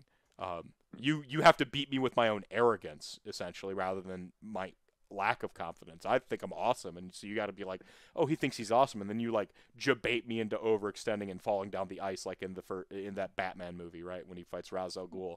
Like he's like, but you sacrificed your footing, and then like he falls through the ice. That's how you beat me. You don't beat me by walking up to the table going, oh, you're about to fall through the ice. I'm like, fuck you, I'm not. Whoop your ass. Like that's that's just me though. I have had you for nearly 3 hours here. Is there anything else you want to talk about real quick? Anything we glossed over? Any ambient rant you got going on before I move on to the final soapbox and get us out of here? I can tell you that if I was, I mean, like, okay, there's actually a couple of things which we could have talked about because I know that you were big into the whole Vampire the Masquerade stuff, right? Yeah. And for a fair while, I was actually into, well, more the Requiem than Masquerade. But I did the whole tabletop RPG thing. I fucking loved it. I've been waiting. I've been kind of itching to get back into an RPG game. I think now I kind of want to branch out into more of a 40k focused thing, and I kind of want to maybe pick up Wrath and Glory. But that's a tale for another time if I ever actually get hold of it and a player base. This might surprise you, but I know the producer and the writer for Wrath and Glory. Really? I've had Elaine Lithgow, who's a writer for Wrath and Glory, and Emmett Byrne. I can never remember if it's Byrne or Burns. I believe it's Byrne. Who's the he got a promotion since he was on the show. Like it was before it was like lead producer, creative director. I think now it's creative director. He got a thing. But they did Soulbound. Like that was Emmett's like huge project that got him his promotion is the Warhammer Soulbound RPG, which I play tested. And Elaine was doing a bunch of writing for Wrath and Glory, and then she was brought on to help write for Soulbound. She wrote the first adventure for Soulbound. Was it Crash and Burn or something like that? And then she got a promotion as was doing a part timer doing a lot of the bestiary stuff, and then she got to a big writer spot out of that. But she still has a passion for Wrath and Glory. They just did a big Wrath and Glory release. I could talk to some folks and see if we can't help you find a community. As you were talking though, before you crushed my heart by saying you wanted to play Wrath and Glory, I wanted to ask if you wanted to come on as a guest star slot for just an episode or two for my vampire game. I want to. This is RantCast. RantCast chat gang. I have seen some Twitter conversations. I have seen some Discord conversations. Not abandoning you. I am not an AOS content creator anymore just because I have started televising an RPG I have run every week. Not this RPG. I have always been running RPG games. I just don't fucking stream them all the time. And I'm like, well, if I'm going to be doing it, and then I got a new cast and I had a new opportunity to, instead of doing the RPG shit I usually do once a week anyway, to do it publicly instead. Nothing has changed, and I have never, ever lied about the fact that my show is about adjacent content. It has always been the show about AOS adjacencies. Always. So fuck off your little Twitter shit about how I'm not an AOS content creator anymore. I never was to begin with. But see, there's a little rope-a-dope on the joke there, little anti-humor. But no, no, there's some big plans for the VTM show. We're actually, I'm going to spin that off from this so that it's not as hard on chat gang, quite frankly, and people who come to watch me for AOS. So we're gonna put that off in a corner. I've always been a variety streamer. I've fucking streamed 9 years. RantCast has only gone 3 of those, right? And I've been a variety streamer that whole time. I don't want to not be me. I talk about horror movies and I play horror video games and I do the mental health visibility streams and I do random nights where I get drunk and I play music on the internet streams. I have always done this way. But I understand that if people, again, if people feel there's a problem, then you have a problem. It might not be the problem they're saying is the problem, but there is some sort of problem. If the problem is ease of access or confusion, it's not that the problem isn't that I'm doing both those things. There's some confusion, so it's just, if there's a problem, I'm going to try to figure it out, everybody. But one of the big things for it is I've wanted to do guest players. Okay. And open invite. Your character can literally be from London and visiting, or England, or whatever, wherever you're from, or exaggeration of whatever, the fuck ever. I don't give a shit. Just use that beautiful accent. No, you can character can come in. I can give you a fixed role if you got a character at concept. We can talk about it off stream. I don't want to take up any more of your time with this, but come on. I would love to do that, by the way. Yeah. Okay, cool. So I mean, I know scheduling can be an issue, but if with sufficient notification, I think we could work it out, right? Yeah, right on. Okay, cool. So I'd love for you to, yeah. So I literally already circled. I wanted you back on RantCast, but you're talking about RPGs, hell yeah. Both now. And then Wrath and Glory, that separate thing. And I saw some folks in chat gang were talking about Rogue Trader and stuff like that. I think there's an interest for people to TTS, Discord games, even if it's not a big televised thing, but to do that. If you want RPGs, man, I know RPG people. Yeah, So, because um, I mean, I it's been itching at me for like the longest time. Like I said, it was mostly on tabletop at first, but then I was doing it on like chats and stuff like that, digi chats, and well, back when that was a thing, and all that. Since I was about 24, now I'm 40, but I stopped whenever I was 30 something. But yeah, so that was fun back in the day. But now, like I say, I've been to get back into it. Just the whole character creation process, researching certain things to make sure that my characters fit into the world as it is today, but at the same time, obviously, hook in the fictional elements. I just love that shit, and I want to get back into it. I really do. So I I would enjoy watching. I would enjoy facilitating where I can, and then just knowing that one more person out in the universe is role playing, because it's the best shit ever. No, I do love wargaming. The thing I like about Age of Sigmar is it's the place where all the voices in my head come together to play. You know, like mm, there is an RP element in my army. There's painting. There's all this stuff. RPGs are like a lot more singular. It's that performance side. It's, you yeah, know, there's a little bit but I don't need to paint shit to fucking play my RP character. You know, I don't need, exactly, you know, like, exactly. so when I say like AOS, like my love for AOS, the not having to choose my favorite children, even if I make jokes that it's RPGs when everyone else is in the room, they're different. They're different passions. Like the way I love war games is a different passion from the way I love RPGs, but I really do love both, and I need both in my life. It's why I have, you know, double shows now, and I've always, whilst running AOS, had an RPG going on in the background. I mean, you can go to the tapes. You can hear me talking about my weekly game at any given episode. Oh, this week on this thing, coming up as an ambient tangent. You know, I was in a vampire game for the previous 2 years as a player, and I constantly reference. That's where all the jokes about being a forever GM were coming out uh, in those RantCast episodes that people probably watched before. It's just, you know, it's trying to be more authentically me in a manner that doesn't put more of a burden on myself, because that's a challenge of content creation, is we're essentially commoditizing ourselves, you know. You like, God, I wanted to talk to you about like performance art and like that, and I think there's like a whole angle there about performance art and streaming and storytelling, and but that's, you're coming back on the show, man. We're going to talk more.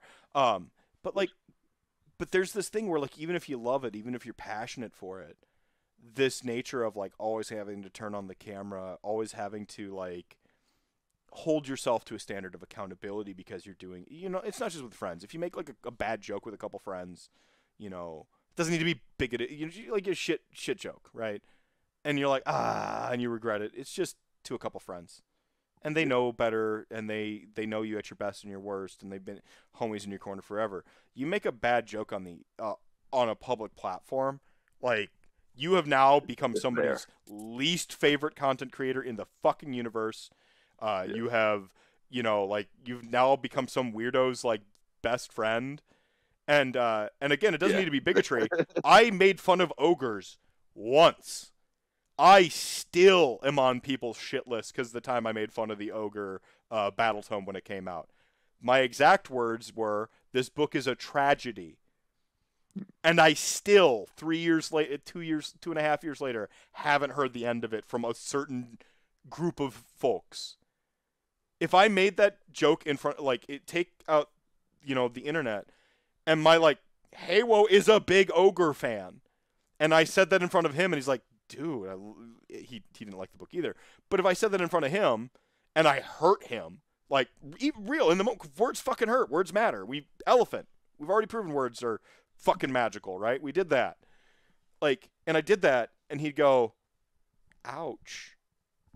I don't alienate him for the rest of our fucking lives, you know? On the internet, it's totally different. The fucking audiences, the dynamics, the responsibility you have, it's and Tone. even if you love it, it's Mm, something that is always weighing on your mind somewhere in there when you turn that fucking camera on. yeah, Or maybe it's not on your mind. and then it happens, and now you have to confront what just happened. And now this thing that you thought you were just doing for funsies, just like it's another day. I'm playing video games anyway. I might as well turn the camera on. Now it's, guess what? You're not just playing video games because you did turn the camera on. You're playing video games and you have a camera and you have an audience. Blah, blah, blah. So fucking content creation's hard. You know, it's. No, I agree. Hell, even just making the wrong joke on Twitter, but then again, there's Twitter. Like I often, or at least sometimes, make a couple of little dark little quips. Yeah. On Twitter. I have a dark sense of humor too. Go ahead. Yeah, but the response to it, it's like I've pissed on their mother. You know what I mean? Mm-hmm. It's just like, didn't mean to do that, you know, and I don't like to double down, but also don't want to like back down and majorly apologize because I'm thinking, hey, I made a bad call, all right? Just I'm human, right? I mean, because like depending on the severity of the situation, like there are affronts that must be apologized for, must be adjusted for, things you must fix. But that's not even what we're talking about right now. Like leave some of the fashy problems of 40K. That's not what we're fucking. It's just fucking, again, shitting on ogres is a good specific example that illustrates the point without having it to be something heavy.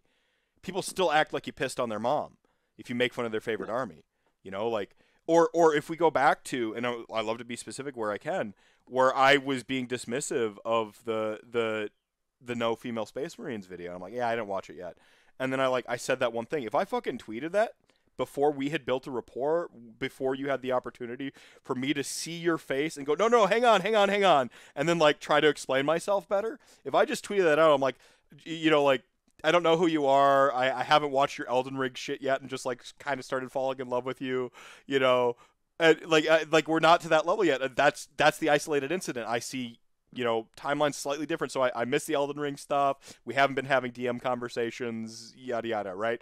And then I just see Games Workshop says no, and then I happen to tap on the video, and I'm like, oh man, I can't watch this. I'm so over this kind of content, and how that completely changes the dynamic between you, right? It's just a fucking different timeline. It's fucking Flashpoint. It's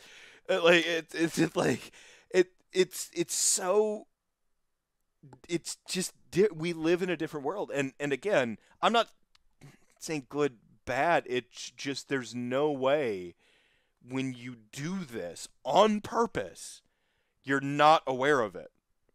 You have to be the most oblivious person, or if you're fucking superhuman. If you are just oh dude, I get on the internet every day, I fucking hit go live and nothing affects me ever. It is another day in my great life. Give me some of that. Bottle that, please. I need it. No, my fucking content is basically just, I'm gonna switch on the camera and I'm just gonna talk shit. There's no script. Yeah. For the most part, it's just it's a stream of consciousness, and sometimes best way. Best content. Yeah. Keep going. Sometimes stuff might actually come up which might upset people, but for the most part, I don't think it does. I try my best to pull back anything which I know might be too controversial. I try not to say any slurs. Try not to swear in the first 10 minutes. That usually goes out the window in 10 seconds. It's like, but yeah. Whatever check your algorithms. Whatever your viewer retention number says on YouTube, get that number. Practice it 10 minutes, 30 minutes, whatever it is, and be like 31 minutes. That's swear time. Boom. And then it all spills out. Yeah, it just streams of vulgarity. Oh man, no, I've actually I just want to say I've actually really enjoyed getting to know you, just kind of in the orbit of just conversations. Like I saw some of the some of the topics. I saw that you weren't shy with some of the harder topics on Twitter. You voiced opinions. I saw your content coming up. I saw the passion. I'm like, oh man, this guy's got to come on the show, and we had just scheduling for like 2 months or something like that, trying to get this show to work. So I'm amazed that we've actually come this far because I was like thinking because of my work schedule now it's nothing. Basically, I was thinking it's always fucking Thursday and I'm working. It's always Thursday that this guy's free. What the fuck am I gonna do? I'm gonna have to either book a day off or just hope that one day I'll get a Thursday off. And then I got canned, so it was like, okay, well, it's all good. I'm free forever now. see, So well, I'm sorry to hear about you getting canned, but I swear to God, I'm an optimist. So you got to come on Rantcast, universe rewarding you, the best live Age of Sigmar talk show that's not actually about Age of Sigmar. Um, if I put enough caveats on it, it's true. It's technically correct, the best kind of correct. Um, no, and I don't know. You get some time with your content, right? You time with your family, and yeah, the job searching and all that shit's gonna, have to happen. But yeah, and it has been sucking for multiple reasons. But yeah, well, good. yeah. But like, I mean, sympathy, man. I feel for you. I really do. I think a lot of people are real smug about being unemployed or whatever until it happens to them, and on a long enough timeline, it fucking happens to everybody. And I'm speaking to America specifically because our relationship with unemployment is probably different from y'all's because, quite frankly, we're fucking assholes about it over here. But everybody in America acts like being unemployed is the worst thing ever, and like they've never been unemployed themselves. And literally everybody I have ever talked to who has an opinion about being unemployed, um, negatively speaking, has been. It happens to all of us. Welcome to being the labor force in capitalism, folks. Like, it's on a long enough timeline, you will find yourself without labor. But that fuck the downer, because I swear to God, I'm an optimist. It just glass half full. Rantcast happened, awesome. I'm gonna boost the hell out of your signal as best I can. I look forward to you making more content. I think you're on the right track, man. Just keep that passion going. Just keep loving what you do, man. Well, thanks you for the encouragement. I mean, I will say tonight rather, was a very good opportunity to get some of that drive again for the whole content creation. Because I mean, I probably talked about in one of my videos how I've had a bit of a lull in terms of at least the Warhammer side of content creation because of some stuff and whatnot, and that's why I was doing the Elden Ring stuff more than anything else. But now I feel my drive coming back in terms of Warhammer stuff, especially now that I'm working on my Blooded Kill team and sort of my Phobos as well. Phobos. One word for you for Kill Team. This is okay. Fuck everything I just said. Here it is. Necrons. Okay, that's the ticket. No.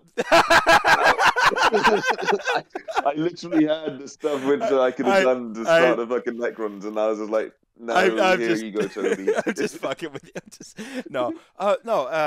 Keep the best thing a content creator can do is schedule with consistent releases, and then, if you're gonna fight burnout, it's do something that you dig. So just, keep doing it, keep releasing content, and the algorithms and shit, there's ways to play to it, and there really are, and there's good spaces for things, and there's, certain thumbnails, and dude, Games Workshop says no to female Space Marines. Brilliant. Some of your thumbnails, you've got the stuff to appease the algorithm. Shorter videos, which is, going to be awesome for you versus like me, 16 minutes is supposed to be the sweet spot for a video. 30 minutes, it goes up and down depending. But I think I like seeing more variety streamers. I love seeing more variety streamers in the Warhammer space. Like, I don't think we have enough of us, quite frankly. I just, like I said, I've been watching what you're doing. You got on my radar because of Elden Ring specifically. Be explicit there, but ever since I have just enjoyed getting to know you, love watching the stuff, the Kill Team, the conversations. So yeah. Well, I'm happy that I've actually attracted your attention, as it were, with the crazy shit that I say. It's awesome. Yeah. and I warned you about this. Digital Soapbox. This is it. Your time to get back at me. This is. I have talked over you a few times. I have pontificated. I have gotten on a soapbox a couple times about a few things. What is what it is? This is my soapbox digitally. This is my 1,000-person audience when we factor together my multi-platforms. 8 people in and chat gang right now. Probably have about 100 on YouTube when I upload this in a week. What are your? This is your soapbox. Here you go. All right. Okay. Cool. Well, now I'm on the spot. So okay. Well, so I have been talking about doing some battle reports at some point with hopefully Toby and what have you. So that's something I will explore probably whenever I. Well, for one, I need to actually build up my terrain. Whenever I was doing my Games Workshop's Mode of Female Space Marine thing, I did a little bit of a pan around and showed some of the stuff that I've been working on. I got some terrain there, Sector Mechanicus, which is actually from the second starter box for the previous edition of Kill Team. So it's not exactly the Nachmund. See, it's again with the weird fucking made up words. Yeah, it's made like, up shit. Yeah. Is that Natch or Just Knack? say it with confidence. It doesn't matter. Nachmund. Yeah. Nachmund. Yeah. So yeah, it's a bit of a shame because I absolutely love Sector Mechanicus stuff, and I'll probably end up doing the Nachmund stuff as soon as I finished off the bit there. This is one fucking building that I've even got to actually do, or we call it a building, more like a silo with a walkway. But yeah. So yeah, once I've actually got that done, I feel like that will actually give me at least some terrain to fight on. Then I'm gonna have my actual blooded kill team, of course, and my folk boss as well. That's always good. Right on. Tyranids are actually my favorite faction, as people who actually watch my channel will probably be able to guess. And it really fucking bugs me. Oh, no pun intended. Oh, yes, lined up. yes, But... pun. I'm going to I don't edit these videos very heavily. I'm going to edit that one, and I'm going to do that bad triple take thing where you say it 3 times, and I'm going to put it in an air horn. I'm going to have to learn how to put the air horn in just to fucking do that. But I want you to know I'm doing it because I care. Go on. Oh, actually, you know what? I'm going to get into why I don't play 40k. It's not just because it takes a fucking lot of money and time to collect a 40k army. I just don't like where 40k is right now. Like,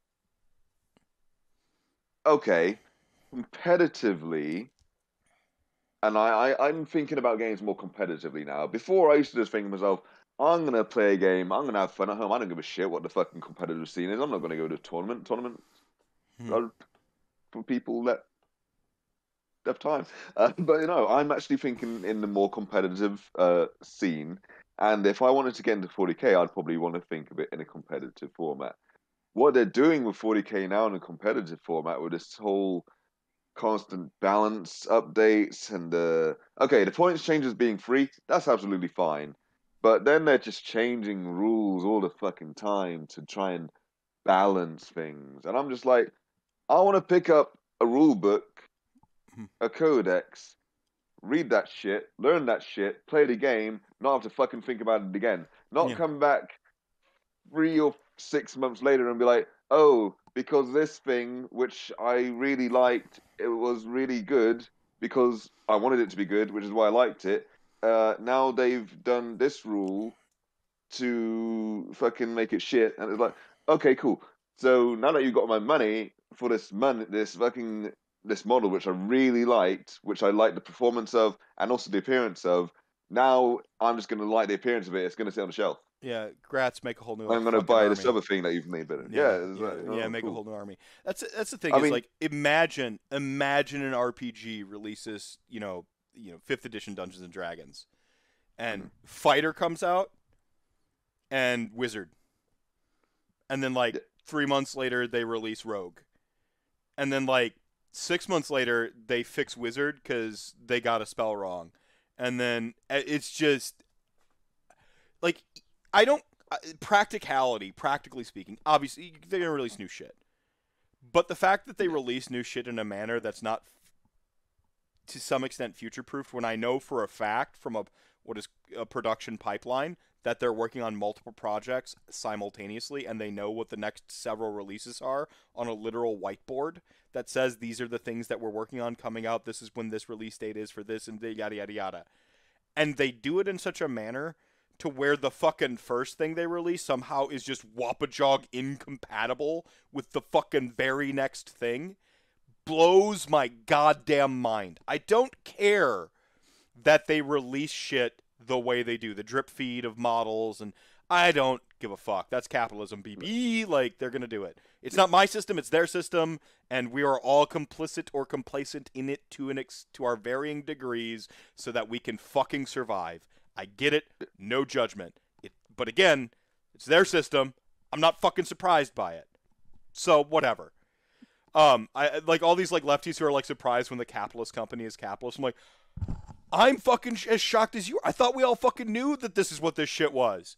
I thought we were on this. Duh. Sorry. But the thing that bugs me is the consistency. It is absolutely this inconsistency in such a manner that they retroactively break shit that was working, which is why I tend to go on the way I do, which is bring stuff up, don't push shit down, because people have already bought in on how a thing was. Leave them alone. Yeah. Unless it goes way out of bounds, leave them the fuck alone and bring other stuff up there, because again, they bought in. They gave you money for this thing this way. I don't give a fuck if they're meta chasing. I don't give a fuck if they're a grognard.